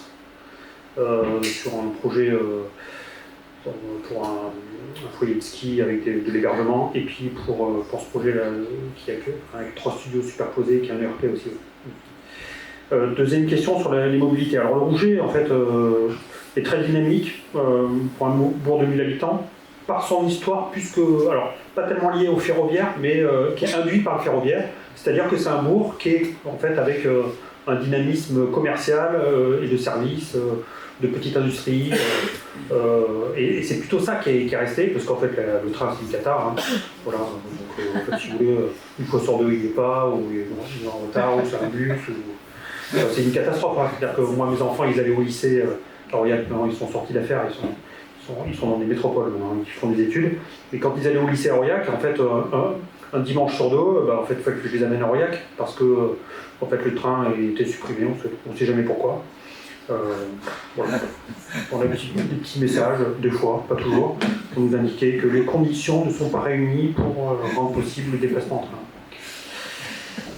C'est hyper énervant. C'est hyper énervant parce que en fait, la question de la mobilité est essentielle, quoi. Vous avez parfaitement raison. Et puis il y a des. En fait, si vous voulez, il y a eu en fait des travaux considérables sur cette voie ferrée il y a à peu près 15 ans. Et en fait, c'est les marchés publics, quoi. Et donc, je sais pas, ils ont pris une entreprise de Roumanie ou je sais pas quoi. Et après, la voie ferrée, en fait, bloquée pendant des années, parce qu'il y a eu, en fait, non-respect du cahier des charges. Ils sont aperçus un peu tardivement. Et donc, en fait, le train roulait à 40 ou 50 km/h. Alors que la voie ferrée est neuve, quoi. Mais, en fait, souvent, quand on habite les territoires ruraux, je pense que c'est la même chose pour vous, on a l'impression d'habiter dans un roman de Kafka, quoi. C'est hyper énervant. C'est désespérant. Le train entre Aurillac et Clermont-Ferrand, c'est un peu mieux. On a un cadencement. Moi, je prends le train toutes les semaines entre Aurillac et Clermont-Ferrand, parce que je suis aussi directeur de l'école d'architecture de Clermont. Je ne l'ai pas dit. Mais et du coup, j'y vais toutes les semaines et je m'évertue depuis 25 ans à prendre le train. Mais en fait, il faut être militant. Déjà, en fait, si vous oubliez d'avoir chargé votre ordinateur, vous ne pouvez pas travailler dans le train parce qu'il n'y a pas de prise pendant 2h30. Ou alors il faut aller dans les chiottes. Voilà. Donc Vauquier a décidé de ne pas prendre l'option prise dans nos trains, dans nos TER. Voilà, c'est cool. Il s'en fout, lui, il prend jamais le train. Voilà, donc, ou TGV. Je suis radical, hein, je suis énervé, vous pouvez pas savoir. Enfin, on nous prend vraiment pour des cons, quoi. Voilà. Vu de Paris, parce que je sais pas combien, de réunions au ministère, hein. En fait, on parle des territoires. Vous avez Paris et les territoires. C'est quoi les territoires? Ils savent même pas ce que c'est, les territoires. Vous avez des politiques publiques en ce moment avec la NCT. Je sais pas si vous en bénéficiez de ces trucs-là. Mais c'est une caricature, en fait. Tout est fait pour que ce soit que des grands groupes type McKinsey qui puissent répondre. D'accord? Moi, on a fait l'essai de répondre en fait, à l'appel d'offres de la NCT juste pour le fun. On a été auditionnés, ils nous ont dit bon, votre candidature est intéressante, vous avez une centaine de collaborateurs parce que vous allez avoir 30 études de faisabilité à faire simultanément en un mois. Ah, là, il y aura un problème parce que moi j'ai une quinzaine de collaborateurs, ça ne va pas être possible, quoi. Et tout ça pour faire en fait, des faisabilités dans tous les centres-bourgs de France. Voilà. Enfin, je veux dire, c'est juste. Donc on va avoir des types qui sont dans des métropoles, qui vont en fait traiter tous nos trucs de France, je ne sais pas comment ça s'appelle, ruralité ou village d'avenir, ça s'appelle. Mais c'est délirant, hein. On marche sur la tête. Et la troisième question, c'était quoi? C'était... Vous avez répondu. Ouais, je crois.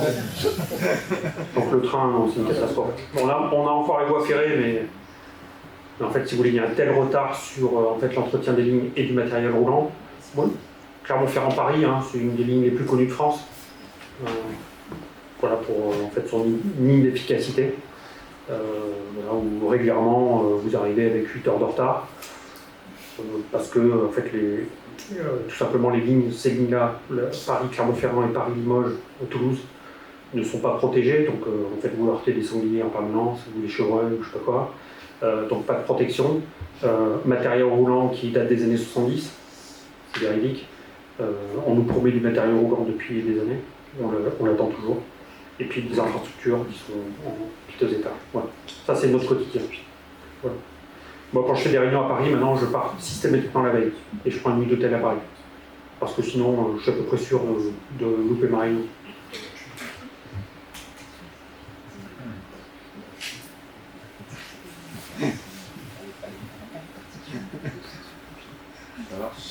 Il faut appuyer sur un bouton, je sais pas lequel. Voilà. Ouais, Ça marche. là c'est bon? Ouais. D'abord merci. Et du coup, vraiment, un travail impressionnant. Mais en fait, moi, ce qui m'a tout particulièrement touché, c'est la qualité où vous utilisez les matériaux. Et aussi cette volonté de s'appuyer sur de la ressource locale. Vous avez parlé plusieurs fois aussi que vous participez sur les chantiers. Et du coup, pour moi, ça c'est un élément aussi. Je suis architecte paysagiste luthien, je me présente paysagiste conseiller au CLUE. Et en fait, la question, c'est justement dans ces territoires ruraux où la ressource est très présente, je veux dire le bois, la pierre, etc. Comment on fait pour mobiliser? Parce que alors, si chez vous, le moindre escalier est tout de suite proposé en pierre, chez nous, quand on propose de la pierre, on la cimente, on ne cherche même pas à la faire en pierre sèche, quoi. Donc comment, en fait, vous avez parlé que vous avez travaillé pour le syndicat des forêts ou quelque chose comme ça au départ, non? Vous n'avez pas parlé du bois, justement. Non, j'ai fait une formation. Ouais, voilà, les formations. Et comment, en fait, petit à petit, parce que sur tous vos projets, vous travaillez en fait avec des matériaux assez locaux. Même à Nantes, là, vous présentez, vous allez faire tout un benchmarking. Et finalement, est-ce que depuis, avec votre activité, des gens se sont installés? Est-ce qu'il y a un véritable réseau d'artisans qui sont créés aussi? Ou est-ce que c'est juste du coup par coup et un peu plutôt de l'opportunisme sur des projets Non, il y a plutôt. Alors, quand je me suis installé, il y a vraiment un réseau, un tissu artisanal vivace, quoi. Notamment autour de la question du bois. Mais par contre, pour faire de la charpente traditionnelle ou de la fermette. Et donc, finalement, c'est en travaillant ensemble que petit à petit, on s'est formé mutuellement, et puis on s'est formé aussi avec des formations, ce que j'ai évoqué tout à l'heure. Et au travers de l'interprofession bois dans laquelle j'étais très impliqué, on a grandi ensemble en fait, on a imaginé construire autrement, avec des structures en bois, quoi. Voilà. Plutôt que de partir sur des... Et puis au contact aussi d'ingénieurs bois avec qui on collabore depuis 25 ans, ça nous a aussi formés à imaginer en fait, concevoir les structures en bois autrement, tout simplement. Et donc en fait les entreprises étaient hyper intéressées aussi de changer de registre. Elles préfèrent faire ça que de poser des blocs-portes, les achètent à Gélimat, quoi. Ils nous disent en permanence qu'ils préfèrent faire du mobilier que nous on dessine plutôt que de faire des choses, de poser des choses du catalogue, quoi. Donc c'est un travail. En fait, nous on a autant appris d'eux qu'eux ont appris de nous, et puis on a appris ensemble en faisant ces voyages d'études. Et puis c'est toutes ces réunions en fait, interprofession à Clermont-Ferrand, quoi. Après moi je me suis un peu désengagé parce que j'ai pris d'autres fonctions à l'école d'archi. Donc, mais par contre je connais tous les scieurs du coin, je connais tous les charpentiers, voilà. Alors par contre, gros sujet d'inquiétude pour moi, c'est que en fait, ce réseau d'artisans est en train de s'effondrer pour des questions démographiques, encore une fois, puisque c'est le papy boom là, qui part à la retraite. Et en fait, là, il y a un tas d'entreprises qui ne sont pas remplacées, donc du coup, situation de monopole, donc des prix qui montent de manière totalement anormale, hein, donc genre 40% en 3-4 ans. Bon, on peut aussi l'expliquer par la guerre en Ukraine, la tension sur l'énergie et les ressources, ça c'est sûr, hein. Mais c'est aggravé en fait aussi par le fait qu'on a plus de moins en moins d'artisans sur nos territoires. Et donc ça c'est vraiment un gros problème. Et sur la question de la pierre, bien là, en fait, là pour le coup, on arrive vraiment à mobiliser les carrières de pierre pour les sols. Les sols et la petite maçonnerie, plutôt des maçonneries de petits éléments. Voilà. Ça, on y arrive. Plutôt vraiment pour nos projets d'espace public. Mais du coup, en tant qu'architecte, comment, si ceux qui fabriquent ce que vous dessinez partent à la retraite et tout ça, comment faire? C'est un peu le sens de ma question, c'est peut-être un peu trop philosophique, mais comment faire pour justement essayer de renforcer ce tissu, le conforter à certains endroits, ou même le constituer? Par exemple, pour la pierre maçonnée, c'est plus des choses qui se font beaucoup. La pierre sèche, il y a artisan bâtisseur pierre sèche chez vous, mais sinon, comment on fait une fois que ce sera fini, que les petits papilles seront à la retraite, c'est fini, quoi. Il n'y a plus de bons projets pour la nouvelle génération.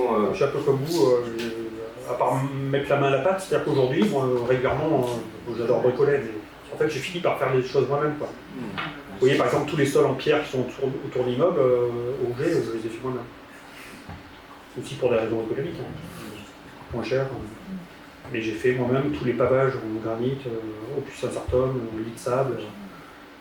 Comme ça m'évite déjà de passer des heures à expliquer aux maçons de ne pas me mettre des joints en ciment, etc. Et finalement, tout ça, c'est faisable. Et quand il s'arrête, il passe en voiture, il s'arrête, il voit, du coup, ça les intrigue. Mais ça marche super bien, en fait. Voilà. Et puis, j'ai fait des chemins aussi avec des grosses plaques en schiste que j'ai récupérées au bord des routes, parce que comme on a le gel des gels dans les talus, le long des routes départementales, ça glisse en fait directement dans les talus, donc je glane comme ça au bord des routes départementales, je collecte mes plaques de schiste, puis après je fais des pavages souvent. Je le fais pour moi, mais après sur mes clients, pour certainement le faire, ou alors juste donner le mode opératoire dans l'espoir qu'eux-mêmes le fassent, quoi. Je pense que ça va aussi beaucoup passer par des stratégies de construction à l'avenir. Je pense, parce qu'il y aura un tissu artisanal tellement exsangue que en fait, ça va être un vrai sujet, quoi. Ou alors voilà, on peut aussi compter peut-être sur ce qui est en train de se passer quand même un petit peu sur le territoire, c'est qu'on voit quand même que les métropolitains du sud de la France commencent à remonter dans l'arrière-pays. Voilà, pour des raisons climatiques et de sécurité. Ça, c'est une réalité aussi. Mais jusqu'à voilà, dans quelle dimension on va prendre ces mouvements migratoires, je ne sais pas. Moi j'ai l'habitude de dire que je suis plutôt optimiste pour le Massif central, parce que je pense que ça va devenir un territoire désirable en fait dans les décennies qui viennent. Ça vous fait rire? Non, c'est vrai. Moi je suis optimiste parce que pour plusieurs raisons. D'abord, en fait, il n'y a pas eu d'industrie lourde, à part Clermont-Ferrand, voilà. Il n'y a pas eu d'agriculture intensive, parce que c'est plutôt une agriculture d'élevage. Donc les sols ne sont pas bousillés encore. Donc, et puis on est en altitude, en moyenne montagne, donc ça va devenir vivable, enfin c'est encore vivable, là où plein d'autres territoires vont devenir invivables. Bon, voilà. Donc moi je suis plutôt optimiste, mais sur un temps assez long quoi. Sauf s'il y a une guerre nucléaire avant là. C'est possible.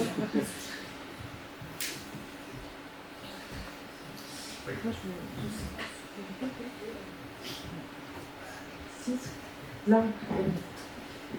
Merci pour toutes ces réflexions revigorantes pour l'esprit et toutes ces notions qui n'attendent qu'à être explorées.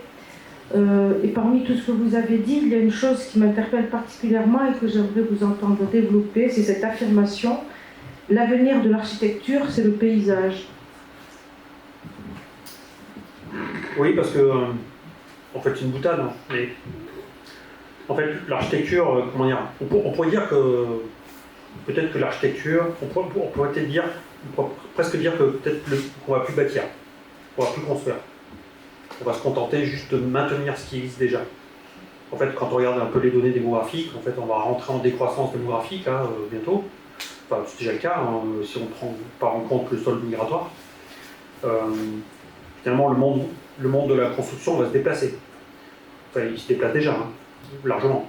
Je sais pas, le Sénégal, moyenne d'âge 19 ans. Moyenne d'âge de la France, 47 ans. Croissance démographique au Sénégal, 3%. Nous, c'est 0, et quelques parce qu'il y a un flux migratoire. Mais comme on est dans il ne nous échappe pas qu'on est dans une posture un peu de repli, identitaire, un peu inquiétante, incarnée par un vote d'extrême droite, eh bien, on va avoir moins de migrants, a priori. Enfin, ce qui est complètement con, quoi. Et par ailleurs, en fait, on ne fait plus d'enfants. Donc, pourquoi construire, en fait? Du coup, on peut dire, on va se contenter d'utiliser tout ce qu'on a, quoi, et de le transformer. Et donc, du coup, quand je dis le paysage, c'est l'avenir de l'architecture, par ailleurs, il y a le réchauffement climatique, il y a tout ça, quoi. Donc, à un moment donné, il va falloir planter, il va falloir, en fait, il va falloir traiter tous nos sols autrement, les imperméabiliser. Et du coup, la question du paysage devient essentielle, quoi. C'est-à-dire que ça devient vraiment le projet spatial. Demain, c'est vraiment la question du paysage. Peut-être plus que... je veux dire, en termes d'incidence sur le plan de masse, ça veut dire. Si on imagine la France comme un énorme plan de masse, eh bien, en fait, ce qui va vraiment changer, je pense, c'est plutôt la question des sols. Alors que le construit, en fait, il ne va pas se voir sur le plan de masse, parce que ça va être plutôt de l'intérieur. Ça va être une transformation du patrimoine bâti existant, en imaginant qu'on va construire beaucoup moins, quoi, ou quasiment plus. Et une grande inquiétude, par exemple, sur le ZAN, sur le zéro artificialisation nette. Mais en fait, je ne sais pas si vous avez vu, mais en fait, il est en train de se faire de lui-même, le ZAN. Parce qu'en fait, de toute façon, il n'y a plus de famille, en tout cas sur nos territoires, je ne suis pas ici, mais j'imagine que c'est à peu près la même chose. En fait, les jeunes couples sont plus solvables, donc ils ne font plus leur petit pavillon dans un lotissement, c'est fini ça. En fait, ils sont plus solvables. Donc, qu'est-ce qui se passe? Ils achètent en fait une maison des années 70 ou 80 sur Bon Coin. Et c'est là où je dis que les lotissements sont extrêmement résilients. Et parce qu'ils font l'autoconstruction, ils transforment. Voilà. Ils n'ont pas besoin d'un gros emprunt pour faire ça. Les maisons ne sont pas très chères. Enfin, moi, c'est ce que j'observe. Hein. Je ne peux pas les payer avec des données scientifiques, mais il suffit d'observer, quoi. Je parle des territoires comme les nôtres, hein, pas des situations métropolitaines dynamiques, hein, encore une fois. Je parle du Massif central globalement.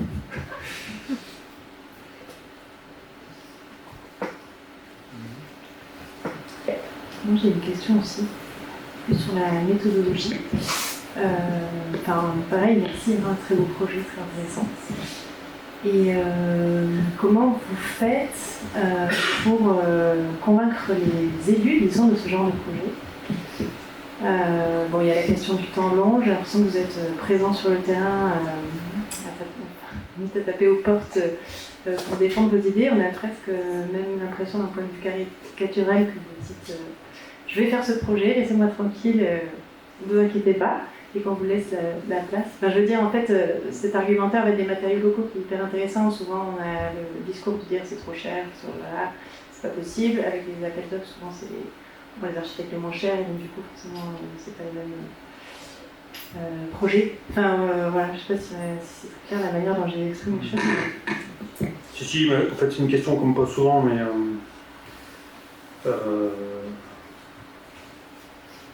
ça passe par beaucoup de pédagogie, quoi. Et ça rejoint mon deuxième métier, qui est celui d'être enseignant à l'école d'archi de Clermont, et depuis quelques années directeur. Et je vais revenir enseignant là, en février, je suis content, j'en ai un peu marre. Voilà, c'est passer des heures et des heures à essayer de convaincre, quoi. Et en fait, ça passe du coup par la durée, c'est ce que j'ai montré dans la présentation. Ça passe par en fait, le fait d'être ancré sur un territoire, de se consacrer à un territoire en fait, sur un temps long, parce qu'il n'y a qu'avec le temps long qu'on arrive à des résultats. Au Rouget, en fait, il y a eu des moments très difficiles, extrêmement douloureux, quoi. Parce qu'en général, dans les conférences, on montre les projets qui marchent bien, quoi, mais il y en a beaucoup qui ne marchent pas du tout. Et il y en a beaucoup qui sont juste un désastre, qu'on abandonne. Et en tout cas, moi j'ai fait le choix, par ailleurs, de ne pas faire les projets plutôt que de m'engager dans des projets où les conditions n'étaient pas réunies pour faire quelque chose de bien. Donc dès que je sens que ça ne va pas le faire, j'abandonne, quoi. Donc ça pose aussi la question de l'éthique, en fait, de la philosophie de chaque agence aussi. Voilà. Moi je préfère ne pas faire que de faire mal. Voilà. Et j'essaie de dire aussi que quand les conditions ne sont pas réunies pour un maître d'ouvrage, il vaut mieux ne pas le faire que de faire mal. Oui, mais ça, c'est un discours que plein de gens peuvent porter. Enfin, il y a plein d'architectes qui ont envie de faire des choses comme vous, mais que souvent, en fait, finalement, n'ont pas de projet. C'est à force de dire, non, je ne suis pas dans ces conditions, ou alors justement, sur des tarifs, des choses comme ça. Enfin, après, je pense que c'est le côté pédagogique qui est hyper important, en fait. Et défendre, en fait, des disciplines. Oui, c'est l'aspect pédagogique, mais c'est... oui. En fait, l'idée, c'est aussi d'essayer de s'inscrire dans un récit à chaque fois. Parce qu'en fait, le problème, il y a quand même beaucoup de territoires qui n'ont pas de récit, quoi. Qui n'ont pas d'histoire à raconter, qui n'ont pas de perspective. En fait, ils gèrent les affaires courantes et ils répondent aux lobbies. Voilà ce qu'ils font. Donc, ils font... Les chasseurs gueulent, hop, on fait un local chasseur. C'est normal, hein. Mais comment, en fait, un local chasseur devient, en fait, quelque chose qui transcende juste répondre au local du chasseur, quoi. Ça devient, comment on l'articule au reste. C'est pour ça qu'on a proposé ce plan guide, en fait, aux élus du Rouget, pour que, en fait, à chaque fois qu'on fasse quelque chose, ça s'inscrit dans un projet plus global et que ça contribue à une sorte de montée en qualité générale du territoire. Une sorte de démarche incrémentale, quoi. Voilà. Et qui n'intéresse que l'architecte qui est au plus proche. Parce qu'en fait, aller faire un terrain de pétanque, quand vous êtes architecte à Aurillac ou à Clermont-Ferrand, vous n'allez pas faire ça au Rouget, ça vous fait chier, quoi, en fait. Alors que moi, ça me passionne. Parce que je me dis, ah ouais, je commence à l'articuler, demain je vais faire un truc à côté, et en fait, c'est l'addition de toutes ces pièces qui commence à fabriquer un truc intéressant. C'est ça qui est intéressant. C'est pas chaque projet pris indépendamment, c'est plutôt la logique globale, quoi. Enfin, moi, c'est ça qui m'intéresse. Oui, mais en fait, Nous, on défend exactement le même discours et la même... oui, je suis vraiment d'accord, c'est juste la manière, comment on fait passer le message. Et vous êtes installé où, par exemple? Non, mais moi, je suis au CLU aussi. Ah, j'essaye de convaincre justement les élus d'avoir cette réflexion. Non, mais c'est pas facile. Hein. Et puis, il y a des élus qui sont très réceptifs, il y en a qui sont ouverts, et puis il y en a d'autres qui sont moins. Voilà. Il y en a, c'est des cas désespérés. Moi, j'ai fait un plan guide dans le nord du Puy-de-Dôme, je ne citerai pas les communes, parce que ça serait insultant. On a fait tout le plan guide, on travaille, on fait des fiches projets, on fait une proposition de phasage sur plusieurs années, etc. Recherche de financement, enfin opportunité de financement, on identifie tout. Et puis à la fin, on nous dit bon, super votre étude, mais là, notre premier projet, en fait, on va faire un rond-point. Puis il y a 80 maisons qui sont en train de s'effondrer dans le centre-bourg. Hein. 80 maisons. Et le mec, il y a un truc qui n'est pas monté dans son cerveau. Quoi. Il va faire un rond-point qui coûte 150 000 balles avec une structure voilà, qui fait plaisir à je sais pas quelle association. Voilà. Là, on a pris nos claques et on est parti. Quoi. On s'est dit, c'est super, il n'y a rien à faire. Il n'y a plus de commerce, il n'y a plus rien. Et en fait, on dit souvent qu'il n'y a pas d'argent public, mais là, pour le coup, c'est pas vrai. Ça, c'est pas vrai du tout. On est encore dans un pays en fait, où il y a une redistribution de l'argent des métropoles vers les territoires. C'est-à-dire que quand même l'argent dépensé pour un rural, en fait, est largement supérieur à un métropolitain. En termes d'équipement, etc. Ça, c'est très très bien décrit par des économistes comme Dabzi. C'est hyper intéressant d'ailleurs. Et en fait, tant que ces mécanismes perdurent, c'est une bonne chose, mais c'est pas sûr qu'ils perdurent très longtemps. Parce que quand les métropoles dynamiques vont comprendre qu'en fait une partie de leur argent sert à financer des trucs dans les territoires de plouc, je sais pas comment ils vont réagir. Ça va peut-être faire comme les Milanais qui veulent se faire sécession avec l'Italie du Sud. Quoi.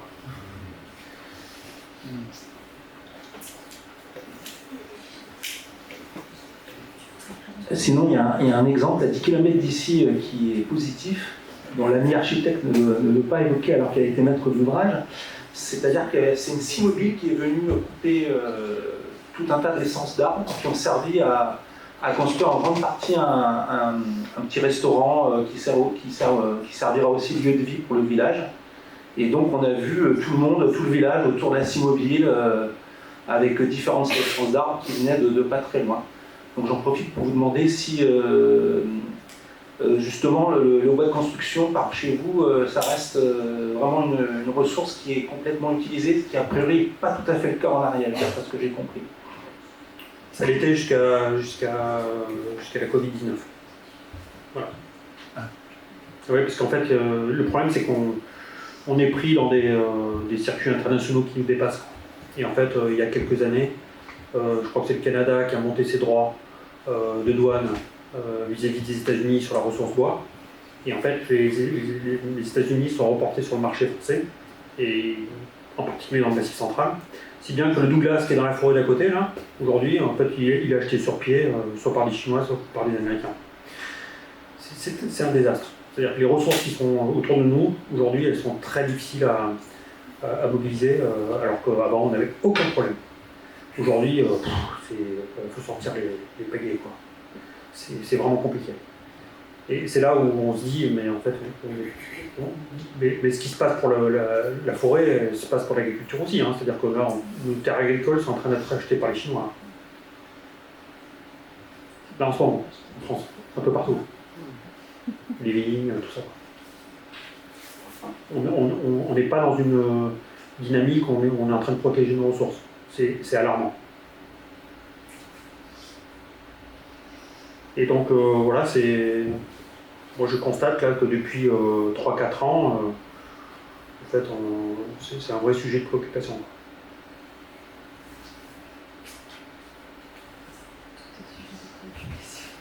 Ça va pas dans le bon sens. Et pour en fait, votre super histoire de scie mobile, c'est top.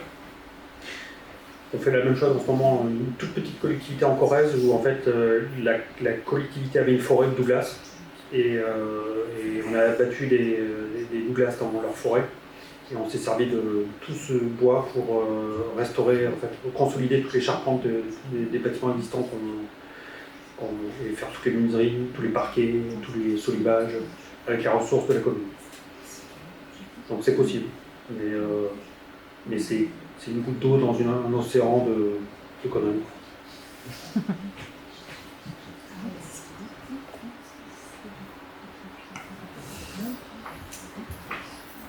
En fait, pour prolonger ce que disait mon collègue, c'est non seulement une scie mobile qui est venue, mais c'est un appel d'offres de marché public avec les grumes dans le marché, c'est-à-dire que les bûcherons étaient en appel d'offres. Et là, c'est ce que vous dites, c'est-à-dire que là, il a fallu aller faire les pièces écrites des bûcherons, parce qu'ils n'étaient pas prêts à faire un appel d'offres. Et ça, c'était pour compléter pour l'anecdote. Et après, moi, j'ai une dernière question, c'est comment est-ce que vous arrivez à faire tout ce que vous faites? Ça, c'est... Elle est incroyable, et vous avez l'air de... Enfin, où est-ce que vous êtes le plus efficace? Est-ce que vous êtes le plus efficace en tant que directeur de l'école de Clermont-Ferrand, dans votre agence, en tant que prof, ou est-ce que c'est tout mélangé? Ouais, en fait, je crois que c'est un peu tout mélangé. Et je pense que c'est ce qui fait aussi. En tout cas, c'est ce qui me plaît, c'est d'articuler vraiment la question en fait, de la pratique avec des questions pédagogiques et de recherche. Voilà. Et en tant que directeur, en fait, pour la direction de l'école, c'est vraiment conjoncturel, c'est-à-dire qu'à un moment donné, l'école était en crise, pas de projet scientifique, et en fait, du coup, je me suis coltiné en fait, une partie de la rédaction du projet scientifique de l'école. Je ne vais pas rentrer dans le détail, mais il y a tout un processus, parce que les écoles, les établissements supérieurs, d'enseignement supérieur sont évalués tous les 4-5 ans, ça s'appelle le processus HCERS, donc vous avez des scientifiques qui viennent dans les établissements et qui en fait évaluer finalement la qualité de votre enseignement pour savoir si vous êtes encore apte à délivrer le diplôme d'architecte dans les années qui suivent, quoi. Et donc moi j'ai beaucoup œuvré là-dedans, et c'est ce qui m'a passionné en fait. C'est comment en fait construire un projet d'établissement qui soit relié à notre territoire. C'est-à-dire que en fait on a décidé de faire en sorte que l'école de Clermont-Ferrand soit l'école d'architecture du Massif central et traite du coup des ruralités au pluriel, de la question du devenir des petites et moyennes villes, en lien avec les politiques publiques, Action Cœur de Ville, Action Petite Ville de demain, aujourd'hui le dispositif là, que j'ai décrivé tout à l'heure pour les villages, là je vais venir, je plus. La question du ZAN, etc. En tout cas, voilà, c'est comment faire en sorte que aussi une école d'architecture puisse aussi aborder en fait, les politiques publiques selon l'angle des disciplines qu'elle porte, c'est-à-dire l'architecture, le paysage et l'urbanisme. Parce que en fait, souvent ces politiques publiques, elles sont que partielles, elles vont plutôt aborder l'angle économique ou la question, si je suis caricatural, elles vont parler de stationnement pour le commerce pour que ça fonctionne. Mais on sait très bien que en fait, le commerce, c'est pas le stationnement qui va régler le problème du commerce. En fait, il faut d'abord faire en sorte que les centralités soient habitées pour que le commerce en centralité fonctionne. Et il faut souvent agir en fait, sur d'autres choses que le commerce pour que le commerce marche. Ainsi de suite. Donc voilà. Donc je suis devenu directeur pour ces raisons-là. C'est absolument passionnant. Et puis là, voilà, j'ai l'impression d'arriver à un moment où voilà, je dois passer le relais et j'ai plutôt envie de nouveau d'être au contact des étudiants pour essayer de dialoguer avec eux, en considérant aussi que finalement les enseignants sont autant des apprenants que les étudiants. Pourquoi? Parce que en fait, si les enseignants dispensaient leur enseignement et que les étudiants sont que là pour écouter, ça marcherait si on n'avait pas de problème. Mais force est de constater que, vu le désastre dans lequel on est, eh bien, il est fort. On pourrait considérer que finalement tout l'enseignement qui a été dispensé dans toutes nos écoles ne fonctionne pas. Vous n'êtes pas d'accord avec ça?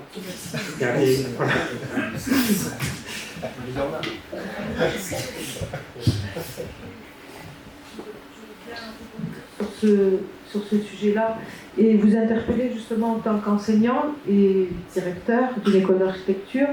Vous avez parlé plusieurs fois, vous avez formulé plusieurs fois ce soir le fait qu'il y a une orientation générale qui fait qu'il faudrait s'arrêter de construire, puisque pour le bilan de carbone, il vaudrait mieux continuer à habiter ce qui est déjà là et à exploiter ce qui est déjà là, déjà d'un fait. Et ensuite, vous avez aussi introduit la question de la démographie et de la décroissance démographique qui fait que peut-être il n'y aurait d'ailleurs même plus d'utilité de construire plus que ce que nous avons déjà construit jusque-là. Donc, est-ce qu'il serait en fait judicieux que dans les écoles d'architecture, nous n'ayons plus que des ateliers qui traitent du patrimoine et rien d'autre? Ouais, ça c'est une question qu'il faut absolument se poser. C'est-à-dire que l'enseignement du projet d'architecture en lien avec le patrimoine bâti, en fait, doit devenir central. C'est une évidence. Voilà. Et par exemple, faire rentrer dans les écoles d'archi des agronomes, des agriculteurs, etc., ben, c'est une nécessité aujourd'hui.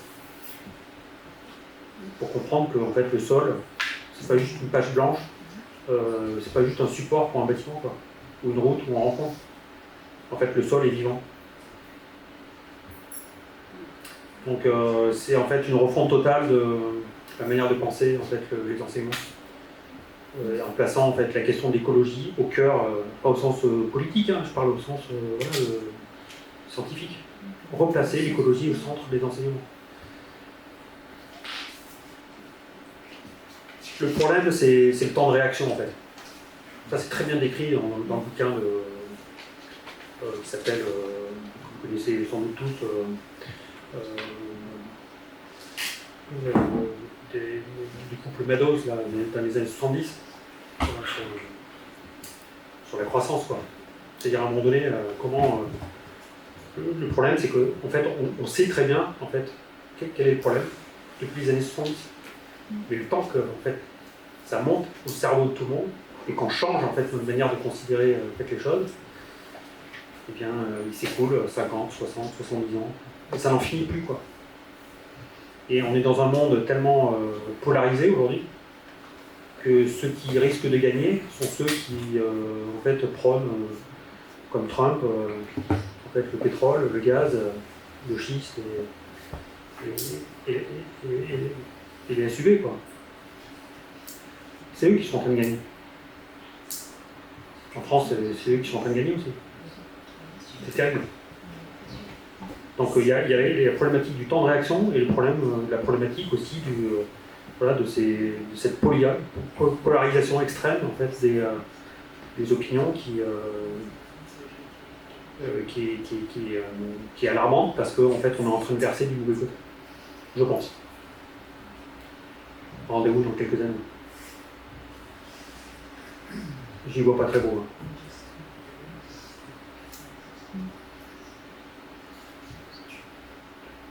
C'est pas très optimiste. Mais je crois que je suis assez réaliste. Donc en fait, il faut ouvrir. Moi, c'est aussi pour ça que je m'en sors. En fait, c'est thérapeutique. C'est-à-dire que c'est aussi pour ça que je suis un peu hyperactif, peut-être pour répondre à votre question, monsieur. J'ai besoin d'être dans le faire et de changer, d'essayer d'agir le plus localement possible parce que là, on arrive à agir.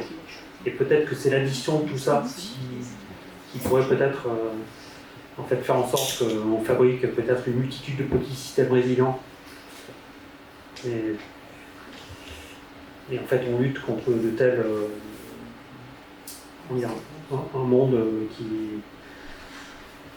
un monde de pouvoir qui ne prend pas cette orientation-là. Merci beaucoup.